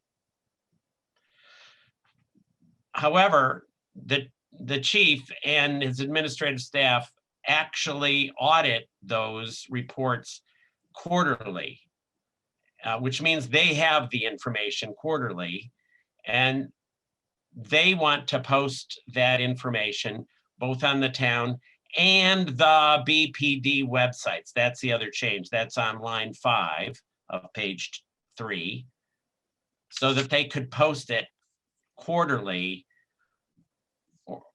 on the town and BPD websites. It right now says at least annually. I think that's still fine language, but if they do it more than that, that's great. So the change to line 4 on page 3 is published at least annually on the town website and BPD website. It just said the town and then add in and BPD websites. That way it would be available whether the individual who's looking for it wants to look on the Bennington Police Department website. It would also be available on the town website, which I think is where the first place that most people would go to. And the purpose of leaving the word annual in, I mean, if the state started doing This, Donald, I'm going to suggest that the state doesn't remotely have the capacity to do anything more than an annual upload. Maybe when the state's computer capacity is better than it is right now, or in any time in the future, maybe. But right now they're 9 months behind doing it annually. Okay. I think Jean Connor has a hand up. Jean, do you have your hand up about this policy? No, I'm sorry, I need to take it down. I was gonna raise the issue, why isn't it on the police department website? I just forgot to take. Okay, Jim Carroll, you have your hand up. Go ahead, please. Thank you. Bruce, I don't know, and to the board in general, I don't know whether this has been brought up before, but it struck me over the last couple of days as I reviewed this. With respect to the implementation of these new policies, will there be, maybe Stu can answer this, and preferably Chief, but he's not here. Will they be tutored on this, tested, and how do we know if they'll be fully cognizant of what these new policies engender? Excellent question, Jim. And they are actually not only getting tutored on, I mean, there aren't dramatic changes in this particular policy, for example. I mean, almost all of this language with some changes to the first section just on traffic enforcement. There aren't substantial changes, but there are pages of procedures. And when I say pages, there's about 4 pages of this. There's probably another 27 or 30 pages of procedures, which they are writing. So it's the procedures that are really more important. And I don't foresee that the procedures will change dramatically. What we're looking for is more transparency in terms of the recording of and the reporting out about vehicle traffic stops and the information that is collected there. When I asked the chief about the term auditing, what he's really talking about is making sure that an officer, even if they write, for instance, 3 tickets against me for some reason, that only gets, and they, as a result of those 3 tickets, let's say they search my vehicle and find something that's contraband. That, if you make a mistake, that could be reported as 3 different searches, 3 different sets of contraband, because there were 3 tickets issued. They're trying to make sure that this is audited for accuracy so that it's 1 stop, 3 tickets, 1 search, 1 find. So it's that kind of stuff. And the officers are being, I think, very well trained, and actually they're participating in the drafting of the procedures. And Donald, remind me before we vote on this one to just say a word about your concern from 2 weeks ago about policing and over policing. Okay. One more question. Sorry, one more question. Sure. And that is with respect to the auditing that's is going to be done. And the 30 pages that you mentioned that the police department are working on by themselves, will we get to see that and give a final approval on that, or is that outside of our pay grade? I'm not sure that it's outside of our pay grade because I'm not sure what my pay grade is, but I know what you mean. So, Jim, it's a great question. It was one that I was going to address at the end, but I can easily do it here and at the end. And that is that when the police finish drafting their procedures, and they are working on those since we're closing in on ending the first group of these policies, they will then, and we will make sure everybody knows through our usual publicity, they will then post those for comment, for public comment, and people will have 10 days for public comment on those and suggest changes that might need to be made. But it is really appropriately the agency that has the expertise that ought to be putting together the procedures. We will definitely see them. Absolutely. You will have access to them. You will have opportunity to comment on them. But my understanding is we are not going to vote on the procedures. We vote on policy. It's the agency itself that votes, that actually enacts procedures. That would be true in every single other administrative law situation. That's what we expect happens. So, so no, we're not going to vote on those, and it's not because they're above our pay grade. It's but because it is our job is to create policy. Their job is to create procedures that follow our policy. Okay, thank you for all the work that you all have done on that. The folks have done great work on this. Yeah, thank you, Bruce, for answering those questions. I think very clearly. That's good. We have a couple callers in the waiting room, but I think what I'd like to have you do is go through your next your policy, and then we'll invite them in for their comments. So if the board is happy to, I would ask you to maybe pivot to the responding to persons experiencing mental health crisis. Sure. Sure. And let me just say something about over policing, if I could first. Sure. Yep. Sorry, didn't mean to rush you. Yep. Since you raised that issue 2 weeks ago. I didn't raise it as a criticism. I raised it as I a know. thought for you to consider. I know, Yep. and to consider. And here's, I'm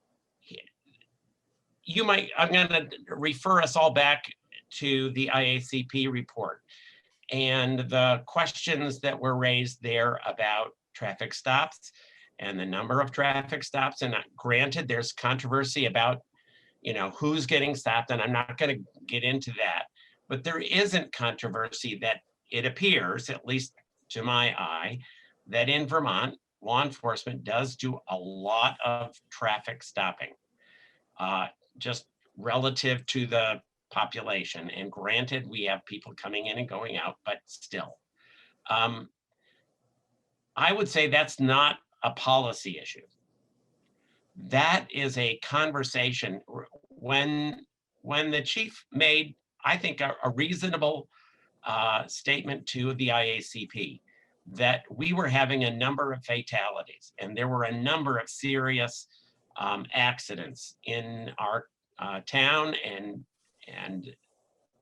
with injuries, serious injuries and fatalities. That there was a conscious decision made to increase traffic enforcement. I think that's perfectly understandable. What I think I would suggest is, and we're going to ignore my other phone, because it's junk. We are going to. It seems to me that the discussion about whether that ought to be the number one desire or activity of the Bennington PD is a conversation that the chief and the town manager can have. And if need be, the town manager can engage the select board on that conversation in a public meeting so that we can set, priorities. But absent that, writing it in a policy doesn't do anything. I don't think that traffic enforcement in the long run ought to be the number one thing that a police department does. And I'm not saying that that's the number one thing our department does, but the chief made a reasonable choice. And absent some further discussion about that at the town level, that's where this discussion should take place. What does the town want in terms of its elected representatives? What do we want in terms of the police department's priorities? And that you don't write down on a piece of paper somewhere. You have that conversation, it seems to me. So moving on to responding to persons experiencing a mental health crisis, there were some changes in language, which I think was helpful. And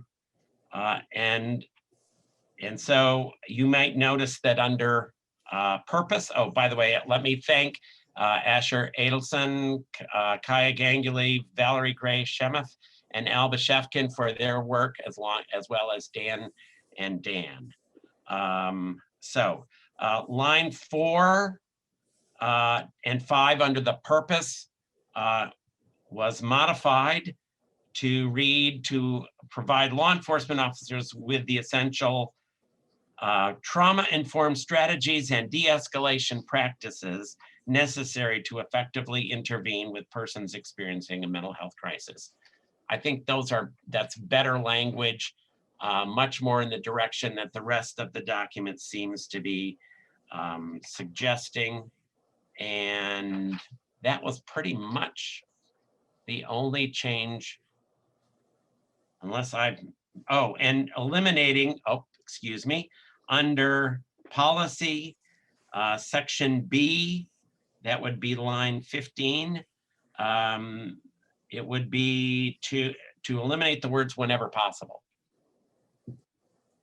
So that the intent would be that officers receive comprehensive training, and that those trainings should be taught by or include members of agencies providing community resources.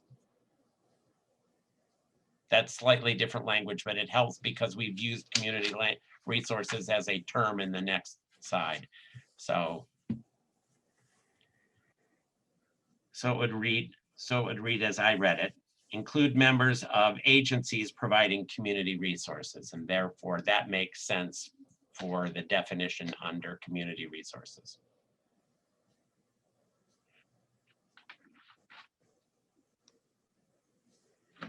And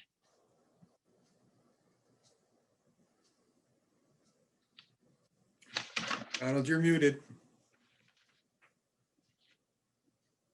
Donald, you're muted. Thank you. Sorry, the snowplow keeps going by, which is nice. Didn't have to keep muting for that. Gene, I see you have your hand up and would love to call on you, but I do feel a little bit for these callers that have been hanging out in the waiting room. So if you've got a brief question, why don't you go ahead and ask it? And then I think I'd like to pivot to entering the callers 037 and 486 into the meeting after that. So go ahead, Gene. Okay. Bruce, I hate to even ask you this at the second reading, and I really do apologize, but I've watched two documentaries now on people, on police officers responding to a mental health crisis. And in both of them, several people that they responded to were actually looked like they were going to attempt suicide and were in extreme states of grief. And that language is not in there. And maybe you feel like it's covered. To me, suicide is very different. Grief and sadness, I'm not sure about that. But anyway, just throwing it out there.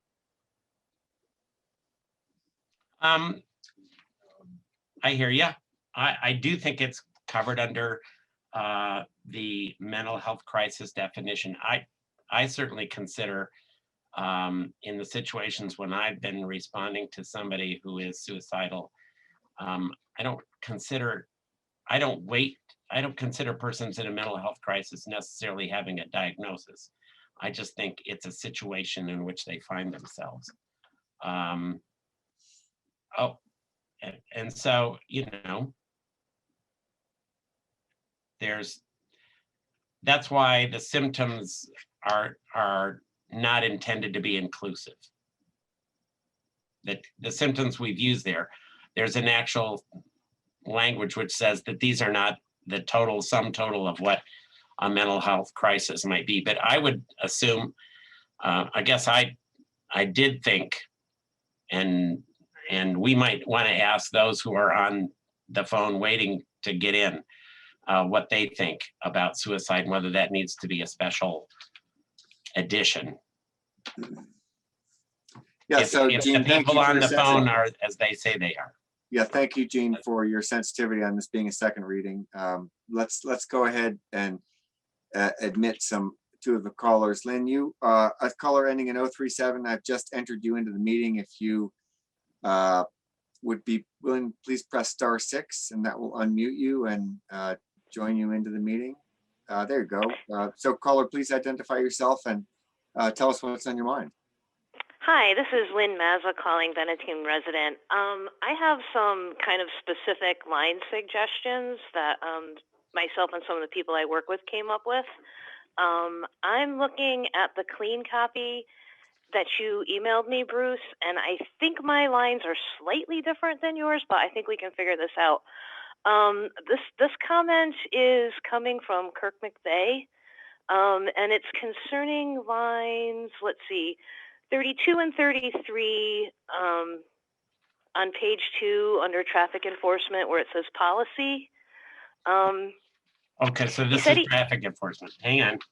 I'm sorry, yes, traffic enforcement. Sorry, I should have been more clear about that. Lynn, I wonder if I could interrupt you just for a second, please. Yep. You know, there are a number of changes that Bruce have kind of come in late, and the ideal process would be that Lynn would get you all of her changes, and then your committee would consider them as necessary. I wonder if we maybe take a pause on these two documents and give Lynn a chance to email you her full comments, and then reconsider these at an upcoming meeting. Does that seem like it would be helpful to people? I could be comfortable with that. Yeah, if we just want to pause voting on it for tonight, and I could definitely just email these comments. We can pick it up next time. Not Lynn, not that we're not interested in your comments at all, but as a second reading, all we really plan to do was to kind of pick this up and see if there were any comments and then vote on it. But it may not be we're ready for it in terms of last minute changes, and perhaps you didn't have a chance to get your comments to Bruce between the first and second reading. So right, exactly. There was the first copy of this that was released was kind of unreadable to a bunch of us. So then Bruce sent a readable copy, and then we developed our comments. So yeah, I would be happy if you guys want to put a pause on voting on it to email these, and then pick it up next time. Bruce, I'm gonna defer to you on this. You've been taking a lot more questions tonight than you should normally on a second reading. What's your pleasure? I actually don't have a problem. I note that it is 8 o'clock or almost 8 o'clock. Lynn, I just want you to know that if you have comments regarding the automated license plate reader section, that's already. I had one, I crossed that out. I crossed that one out. There was one question on that, but gotcha. Okay, so I don't mind tabling traffic enforcement. I'm wondering if after we hear the other, whoever else is next, if we could still take to voting for the responding to persons experiencing a mental health crisis and move that on. Well, Lynn, do you have other additional comments on that? I think on the mental health crisis policy. No, we're actually pretty happy with the changes that were made on that. So yeah, I personally wouldn't object. Yeah, and I did receive those and incorporated some of their language into this. Yeah, why don't we, Bruce, given that you have a lot of edits on this, unless the board wants to override me here, why don't we say that we'll put traffic enforcement off for a clean copy at our next meeting? Sure. And that gives Lynn a chance to be in touch with you over the course of the next 2 weeks and Yep. and for you to get back to Actually, your, more like 3 weeks. Don't wait 2 weeks even. Yeah. Yeah. This week. Lynn won't. I know. Lynn won't. You know what? I can get this to you like tomorrow or the next day because I already have it kind of all compiled. So I'll just clean it up. Perfect. Thank you very much. No, I'm happy to table that one. If we can handle the other one, that's great. Okay. I do have one more kind of, I don't know, question, comment. Donald, I wanted to thank you for bringing up even the term over policing and bringing that into the conversation. And Bruce, I hear that it needs to be a conversation. So I want to get down and dirty on the details on that. When can that kind of conversation happen? What might that public discussion look like? And then how do we turn that public discussion into kind of actionable procedure, or what's the next steps? I guess maybe I'm asking for another timeline with specifics on how the community gets involved in procedure and how the community gets involved in this broader discussion about over policing. Well, thank you, Lynn. I'm happy that, I think you'll get some of that tonight and some of that at our following meeting. But I think we're working on that process right now. Okay. All right, great. So I will look forward to hearing from you. Okie doke, and me too. Great. Thanks, Lynn. Thank you, I guys. appreciate you. I didn't mean to cut you off. I just want to try to move this along, and I think it seems appropriate to give it No, more yeah, time. that works. Thank you. That Okay, works. Thanks. Thanks Okay. so much. Good night. Have a good evening. Yep. Bye. Okay, I'm going to enter caller ending in 486 into the meeting. So caller ending in 486, you've been entered into the Bennington Select Board meeting. Please press *6 and that will unmute you. I can no longer unmute you from here, unfortunately. There you go. Please give us your name and tell us what's on your mind. Hi, my name's Al Bashevkin, and I was part of the committee that looked at responding to mental health crisis.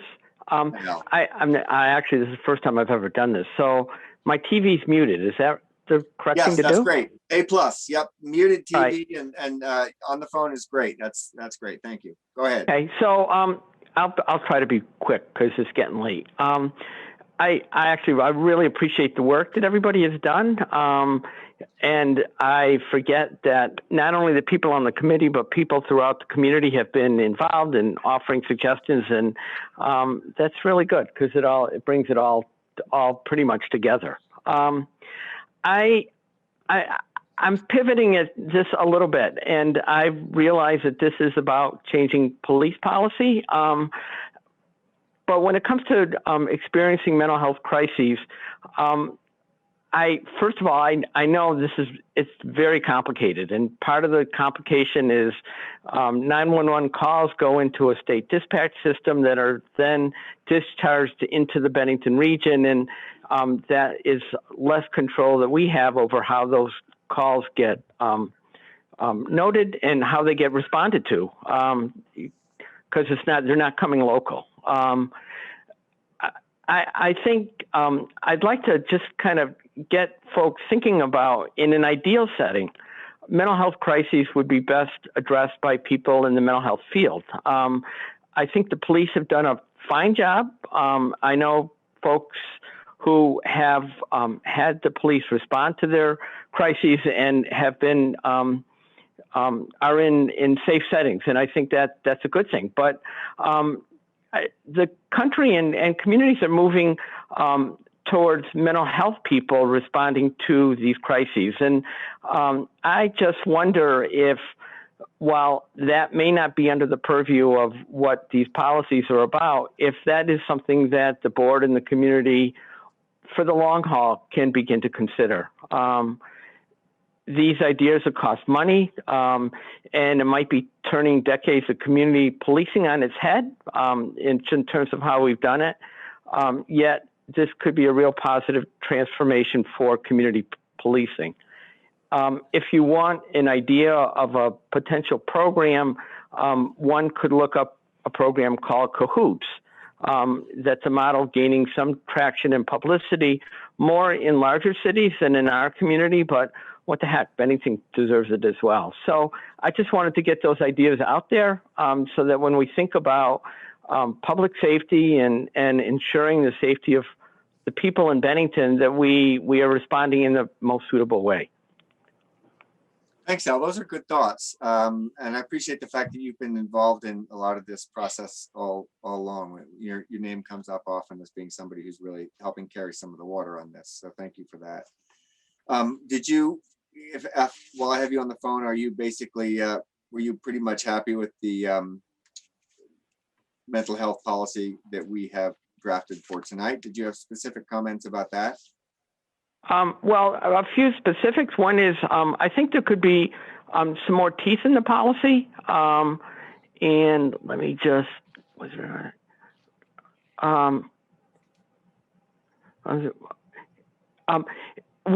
the policy talks about training for the police, but it doesn't talk about engaging mental health professionals in the crises as in real time.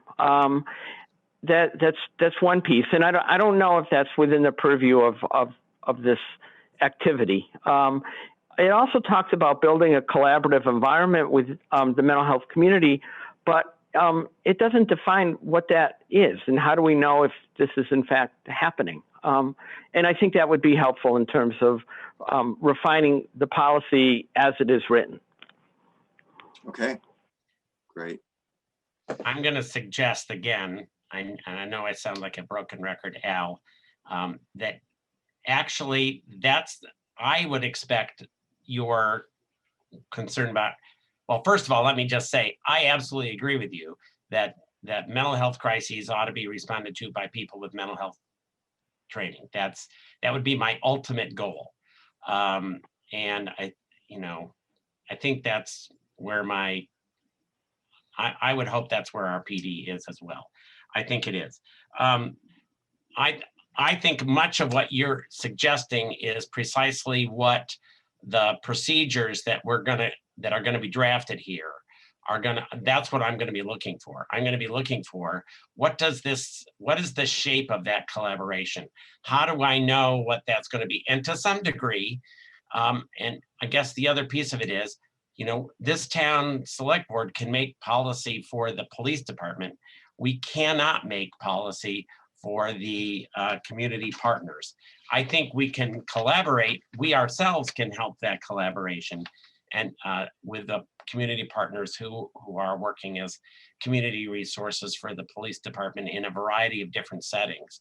But we are, I would say, I would be looking for the teeth that you want and the shape that you want in the procedures that are coming, particularly with regard to two things. One, training. Well, actually three things. One, training. Two, the emergency response process. And three, the actual response to particular situations. How is that going to get fleshed out with the larger resources of the community, not just having the police respond, even as well-trained as they are. That would be where I would be. That's what I would be looking for in the procedures. Oh, yeah. Okay. I lost you. No, we've got you still, Al. You're there. Oh, okay. Yeah. Yes. So there's another step, and that's writing the procedures in terms of following the policies. And I can see how important that is. Yep. And it is my hope that you will read through those very, very carefully and bring your insight into that process, because I think that's really, and I'm hoping that a number of members of the community do that, particularly from the community partners. Yep. Great. Good thoughts, Al, and we really appreciate the fact that you're pulling on this project. It's really helpful. Okay. Thank you very much. Great. Have a good evening. You too. Bye-bye.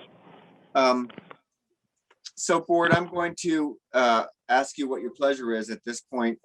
It's my opinion that this responding to persons experiencing a mental health crisis is a massive upgrade to what we had before, that this is a substantial rewrite and that it's important to get it on the ground and into current policy as soon as possible. So, that's my opinion, but I would look for either I would move some its other adoption. opinion or a motion from the board if one is forthcoming. I would move its adoption. I'll second. Okay, so we are just talking about responding to persons experiencing a mental health crisis at this point. We've had the second reading. The motion has been made and seconded. Is there any further comment before we take this vote? If not, I would ask you all to please unmute yourselves. I had my hand up. I don't Sorry, think did you not saw. see your hand. Did not. Yeah. Oh yes, yellow picture of a cat. Faked me out there. Go ahead, Sarah. Okay, I just got that. Okay. So yes, I also think that something should be in there about suicide. So there may still be two of us. I'm not sure. So I would think that this should be tabled along with the other one. I might be in the minority. I might be the only one still. I'm not sure, but I think that should be in there. What would you say? It may have been a little bit difficult to understand, but your audio broke up a little bit there, but I think she was saying that she agreed with the suicide comment and that she thought we should maybe table this and have your committee think about the earlier comments on including suicide and more overtly in this policy. Yes, that's what I said. I think that that should be looked at, and suicide should be reconsidered to be put into the policy. Go ahead, Bruce. Since, I mean, I hate to disagree with you, Sarah. I actually think suicide is in this. Suicide is one way of presenting, but a policy ought not, I mean, yeah, we could add the word and suicidal ideation or something in language, but it doesn't change the policy. It doesn't change anything, in my personal humble opinion. I think the problem that Sarah and I are both having, and we hadn't talked about this ahead of time, this just came up tonight. I don't want you to think that. There's a list of many, many other emotional reactions except suicide. I think if it was broad, I would be better with a more broad language, but if you're going to call out fear and all I don't have it in front of me, I put it away, but if you're going to call out all those other different emotional reactions, it to me doesn't make sense that you wouldn't include something as serious as suicide. I'm not going to vote against this. I mean, if you want to vote on it tonight, I'm going to vote for it, but it just doesn't seem like, of all things, that one should be left out. Okay, I guess my difficulty, and it's just probably my difficulty. I'm not trying to be difficult in general about this, because we can go back and work on it. The problem is when Donald says, go back to your committee, our committee doesn't meet again. That group of persons, I mean, I can go back and I can email them all and ask them for suggested language, but we don't meet. The other piece that I would say is, I don't think of suicide as a symptom. What the committee put together here are a series of symptoms, not identifications. If there's language that's simple language that could be added even now, I would be happy to add it. I just can't think of, when you say, can you just put suicide in there? I don't know what that means. That's the problem I'm having. So it's probably my head. I'm with you, Bruce. I'm afraid I think it's suicide is an action. These are symptoms that you're listing here.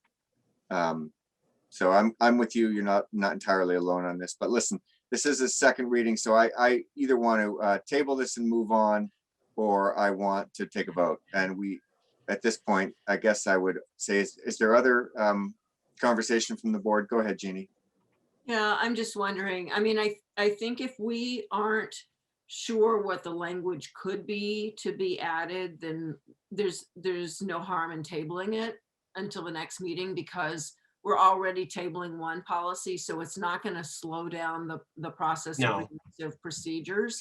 So I think it's worth taking the time to see if there are policies out there that use some language that would address suicide concern.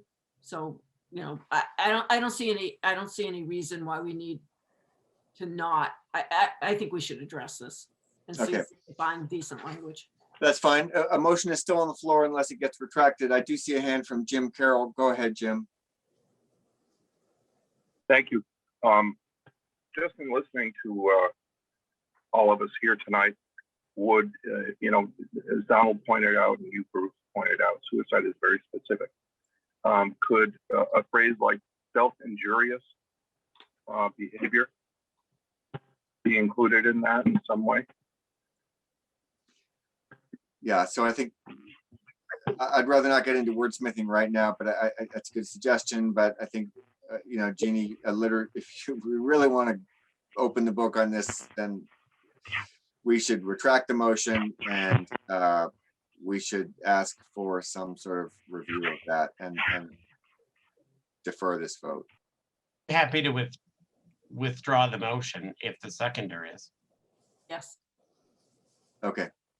All right. So I am sorry, Bruce. You know, to me, this is very important to get out the door. So I do hope we can. I do hope we can get this out the door next time. I do really seriously hope that if anybody has any further concerns on this before we go into a third reading, that they will, you know, be in touch with you between meetings, and so that when we come to the meeting, you've had a chance to receive as many comments as possible on that from board members.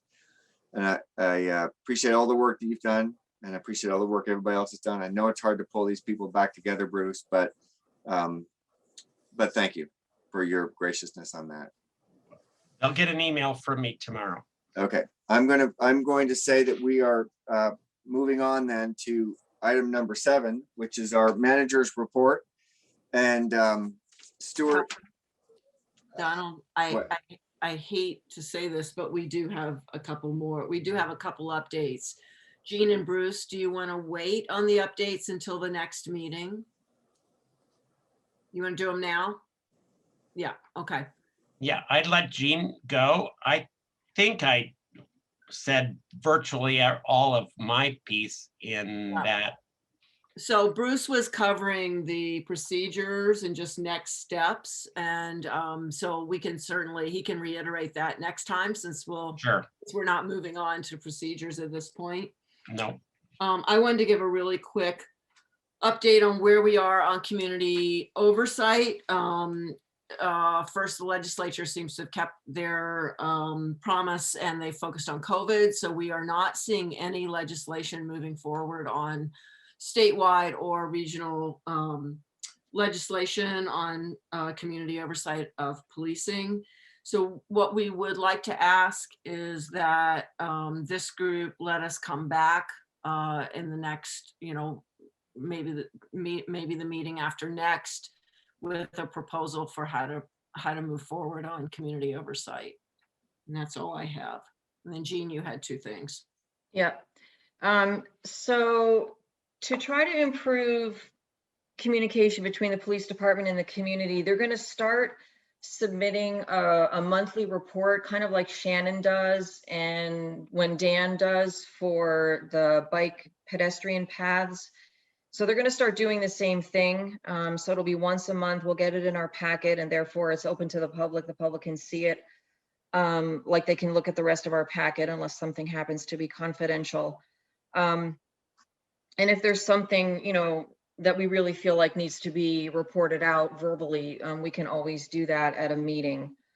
And plans are in the works for the PD to be sharing more about what their trainings, their upcoming trainings are, and maybe, you know, reiterating telling us something about a training that they've already taken part in. Again, just so the community is more aware of things that they're working on in the department. And we also we had a Zoom call, the working group with Curtis, I guess it was last week. And he's continuing to work with the PD. He's sending them training materials for them to complete.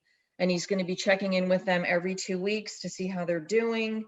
And when it's safe, he's going to be doing in-person training with the police department. He's really, he feels very strongly that it needs to wait until he can do it in person. It's much more effective that way. So Curtis is, very much engaged with the police department going forward, and we'll be hearing more from them.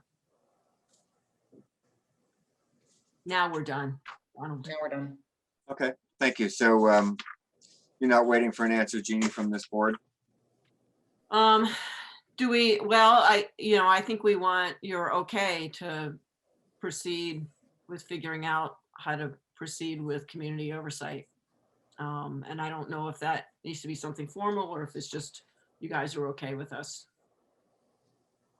doing some pursuing. Well, as you know, I won't be part of this for too much longer, but it would be my humble opinion. It would be, you've got a strong work group. You've been tasked with really working through the IACP stuff and the policy stuff, and I think this is a continuation of that. If you're happy to continue, my opinion would be to encourage you to continue that effort. Other board members agree, disagree? I see general head nodding. Okay, I think that's assent, Jeannie. Thank you.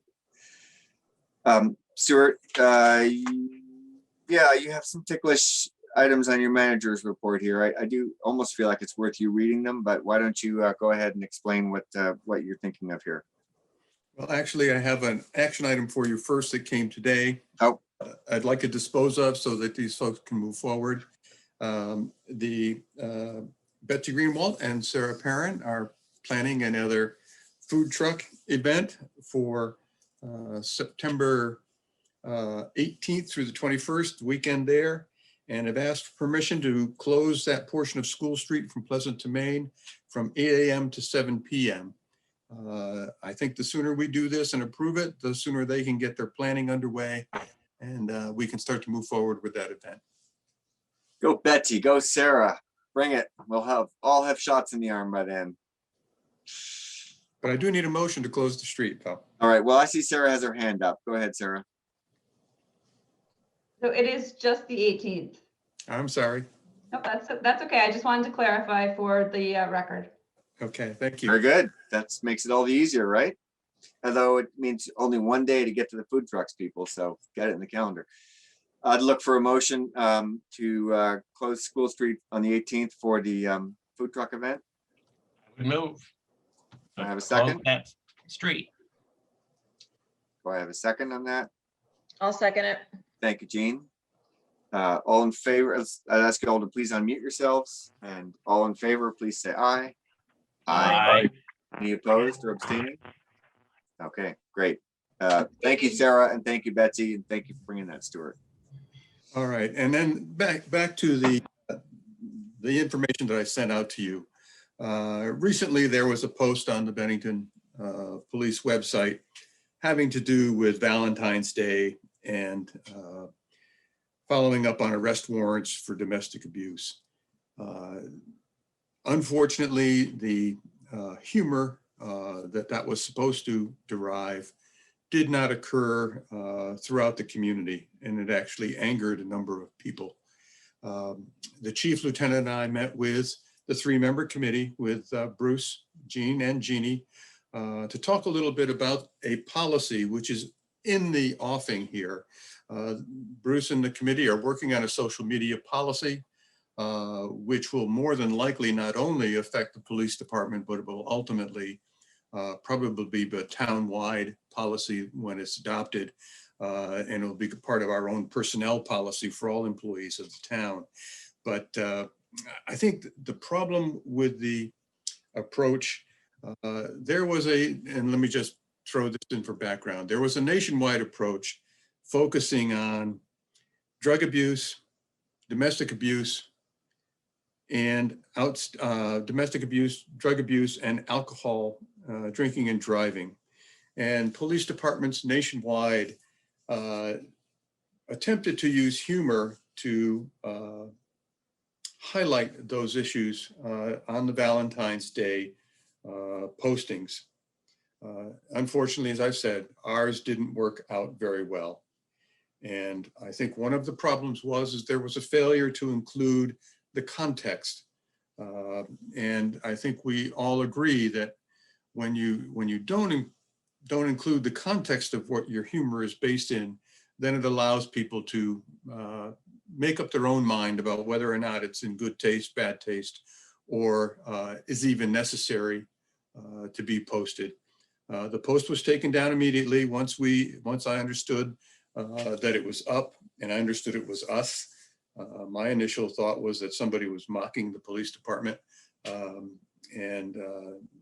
But that being said, we need to do better. I think the social media policy and a policy dealing with posts that could be offending either on the town website or the PD website or any of our websites will be addressed through a social media policy. And so I ask the community to bear with us. We are going to try to do better with our posts. And hopefully when we use humor, the humor and the context of the humor will be clearly evident in the post.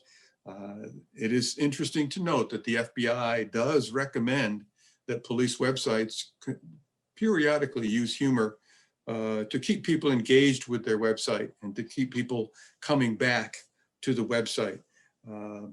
This one just did not work.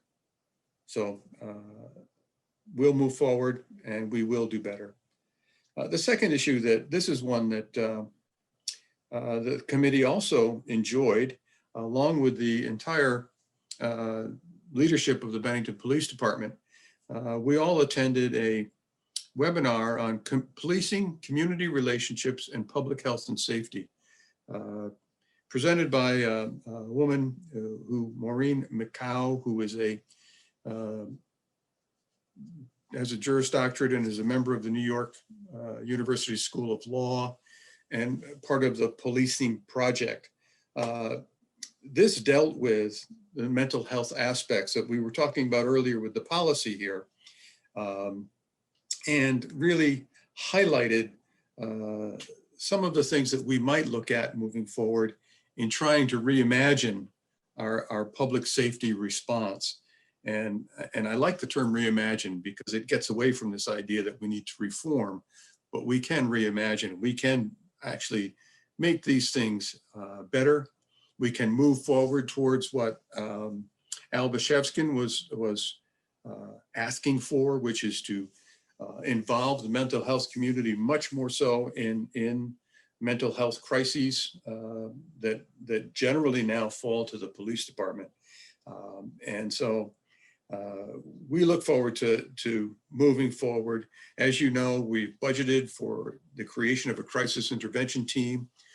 We've already talked with UCS, with PAVE, with Turning Point, I believe, with the Vermont Center for Independent Living. They will be part of the collaboration process as we move forward into the next fiscal year, and we begin to implement this crisis intervention team within the police department.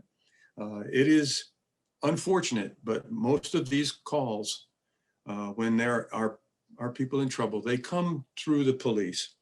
We don't have a 24/7 response otherwise to people who are in mental health crises. The only organization that is there to respond are police departments, and they are 24/7 here in Bennington. So we've got some work to do. I'm happy to say I think we're moving in the right direction with our conversations about the crisis intervention team, and we have a lot of work to do. But I think it's going to be good work, and I think it's going to benefit the police department, and I think it's going to benefit the community. And with that, I'll stop, Donald. I think that's good. I just have one more announcement. Today, we received an award of $20,000 from the Brownsfield Grant Program. This money will be coupled with a $22,000 grant, which is a municipal planning grant, which will continue our effort to, and I'll use the term again, reimagine the Eveready Energizer property sites. We now have some $42,000, and that work has already begun, but this will enhance our ability to move forward. So I congratulate Dan and Shannon for their efforts in bringing about those two grants. Okay, great. Thank you for that report. I'd like to say it was difficult, and I appreciate the fact that you took it on, and I appreciate the fact that you are willing to apologize to the community and commit to doing better on social media, and that's really important to all of us. And thank you for that. On the reimagining and / reforming, I think that too is exciting, and the more we can look at that as a positive trend, the better we'll be as a community. So I really applaud your efforts to bring us closer and closer to the social service agencies that are providing some of this stuff. And I'd like to say well done on that too. Thank you. Thank you, Stuart. I would like to move on, but I see Jean has her hand up. Go ahead, Jean. Yeah, two things. Dan Monks is here. Yeah, Dan. Hi, Dan. I just wanted to, first of all, tell you how happy I am that the Applegate Willowbrook path is finally in. We're going to see it happen. That's wonderful. And I just wanted you to realize that they've renamed Applegate to be called Orchard Village, which is great. Get rid of that name. And Stu, I just want to publicly really thank you for doing the research and finding the American Sign Language interpreter for a town meeting. I really, really appreciate that. I reread the vision statement that we all created as a community, and it reads, Bennington is a welcoming, engaged, inclusive, and resilient community where everyone, regardless of identity, shares in our vitality and benefits from an outstanding quality of life. And in a small way, but in a very, it just sends a really, really strong message that when we say inclusive, we really do mean, and we do really mean it. So I just really appreciate the fact that you're doing this. Well, thank you, Jean. But I think the thanks really goes to Charlie Murphy and the Vermont Center for Independent Living. They provided me with a lengthy list of interpreters that would be potentially available. So it wasn't too hard to find someone. And we are fortunate we may actually have two that would be available should the meeting exceed an hour. It's great. Thank you. I think maybe we can dispense with upcoming agenda for the most part. We know we'll be doing some third readings on some of Bruce's policies. Thank you, Bruce, for that. Stuart, you have some things that you need to pop in there for the 8th, right? I think you had emailed me about them, but why don't we focus? Why don't we just focus on getting through town meeting day? So I'd love to do that. Let's get through town meeting day. And Stuart, would you please remind us, it's quite confusing for people, but would you please remind people how that's going to go?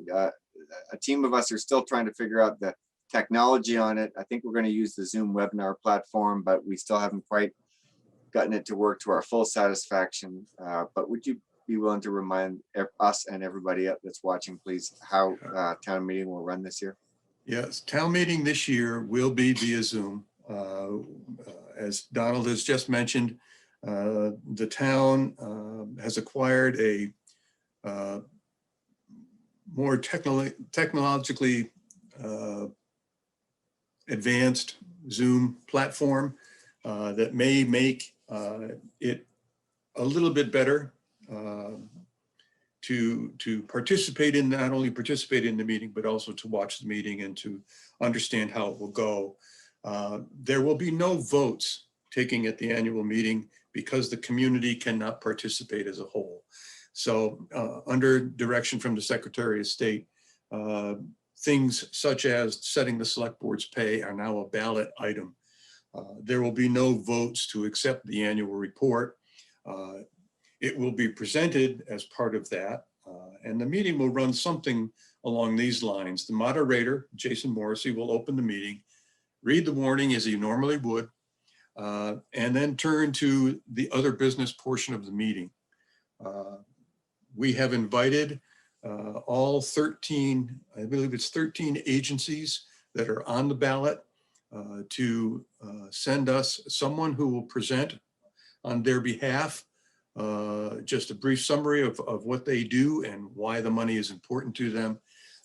I've asked that they limit their presentations to 3 minutes so we can allow for questions afterwards.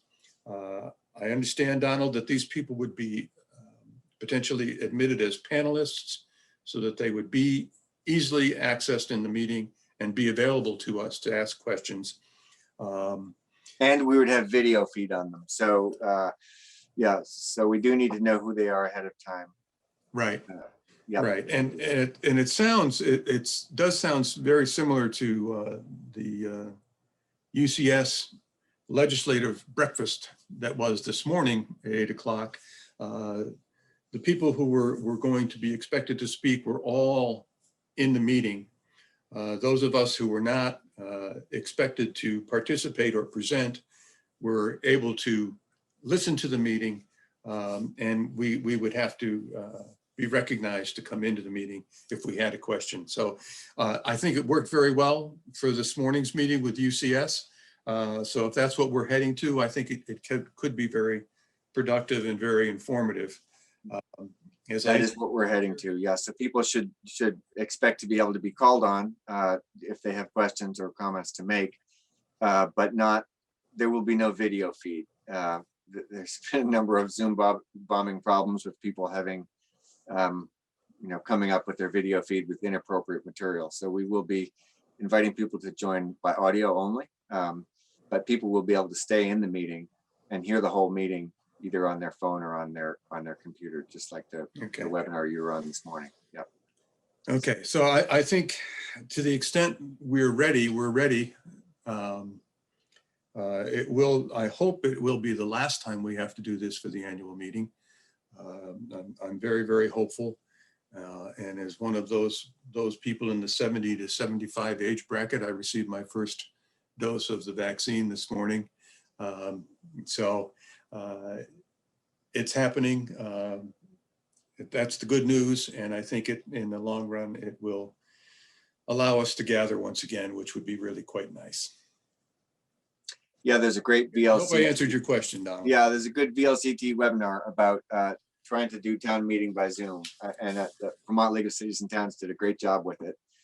And Lee Crone was quoted in there as the former Manchester planning zoning administrator. He's now the Shelburne town manager. Shelburne town manager now, right? We just have to not let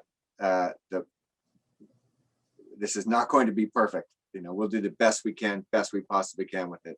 It's not going to be perfect. It probably won't be a great town meeting in terms of what we're used to, all being able to be together in the same room, but we'll do the very best we can. So that login information will be available through the town's web, through the town soon. Yeah, So we'll post it as we would normally an agenda for the select board. So it'll be out there for everyone. And that will be a computer Zoom link, and there will also be dial-in information for people. Jeannie, go ahead, please. I just wanted to say that one of the exciting things that will happen, in addition to the agencies, is that the community development director is going to give a recap of the highlights of the year, and that will be great. Yep, that'll actually happen before all the gritty stuff. So yeah, at least tune in for that. Yeah, that's right. Thank you for that reminder. Okay. Other than that, let's just get through town meeting. We'll come up with the agenda for March at that point. Other business from the select board. Is there anything that people have that they want to pass on? Go ahead, Jim Carroll. Yeah, just a reminder to everybody that next Tuesday is election day, and I want to recount a story that the late Tim Corcoran included in my father's eulogy, and that is in the nearly 50 years that my father served the community. He only lost 2 elections, and one he lost by 1 vote. And on the following day of that loss, he was at the town office, and Timmy came along and he said, "Joe, what the hell happened? You lost by 1 vote." And my father's response was, "I don't know what happened, Tim, but I've got 2 sisters, and one of them didn't vote. It wouldn't be right for me to tell you who didn't vote, but it wasn't Helen. So be like on Helen, don't be Margaret." Vote, vote, vote. All right. Anything else from board members? If not, I would say thank you very much, Jeannie and Jean. We'll continue to work on the Zoom webinar platform together, and thank you all for continuing your work. But we have no need tonight for an executive session, so I would look for a motion to close the meeting, please. Motion to Sarah has adjourn. her hand up. Motion to adjourn. Oh, thank you, Sarah. Motion to adjourn. Do I have a second? Second. Thank you, Jeannie. All right. Please unmute yourselves. All in favor of adjourning for the evening, please say aye. Aye. Aye. Any opposed? All right. Oh, no. Listen, thank you very much. We covered a lot of ground tonight, and I really appreciate you all hanging in there. Sorry if I got a little bit short about the second reading thing, but I appreciate the fact that it's good conversation. We'll all keep at it and get some good policy out the door. So thank you, Bennington. Thanks for staying with us. Thank you, Cat TV and Josh Boucher, for Good night, everyone. showing us tonight, and we'll see you later.